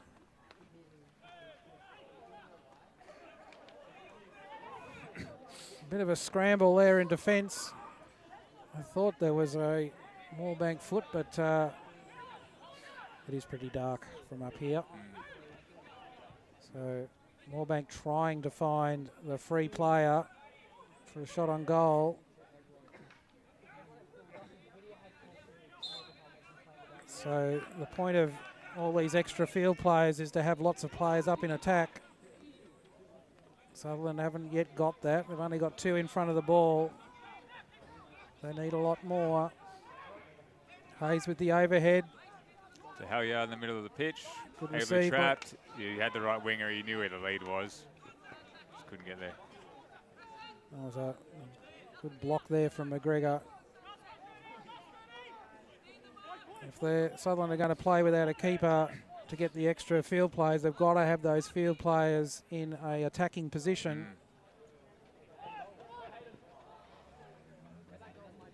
Good intercept there from Hernandez. Ray under pressure. And not aware. McGregor just hits it forward. Fortunately for Sutherland, a missed trap, and Keelan has the ball. Finds Halliard leading left.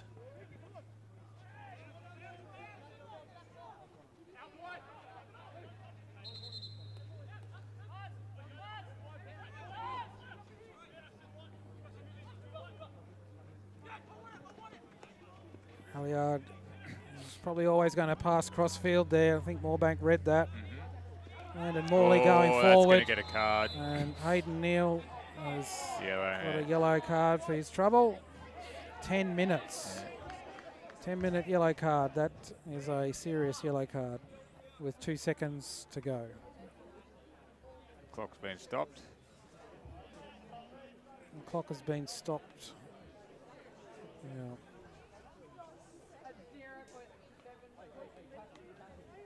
Players are shaking hands in the northern end.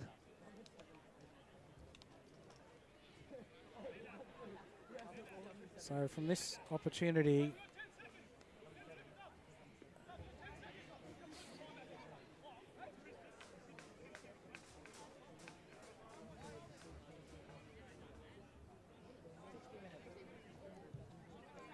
so the player's about to restart.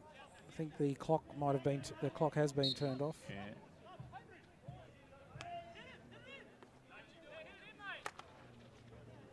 And that'll see the game out. So full time, and Moorebank have finished 4-2 winners here today. Very strong and positive performance from Moorebank. They really had the control of the play here, really from the opening whistle. Impressive performance from the whole club this afternoon, both games. It was. The second grade was much the same for Moorebank. So really good performances out on the pitch, and Moorebank will look forward to the remaining couple of rounds, knowing that they've accounted for one of their top 3 teams. For Sutherland, well, they know the benchmark they've got to get on top of now, having played Moorebank and a couple of really tough games coming up as they head to the end of the season. But a positive note towards the end there, much more intentional and positive play and things to work with. I think it was really encouraging, the opportunities Sutherland were able to create as they did generate more leads from their strikers and midfielders.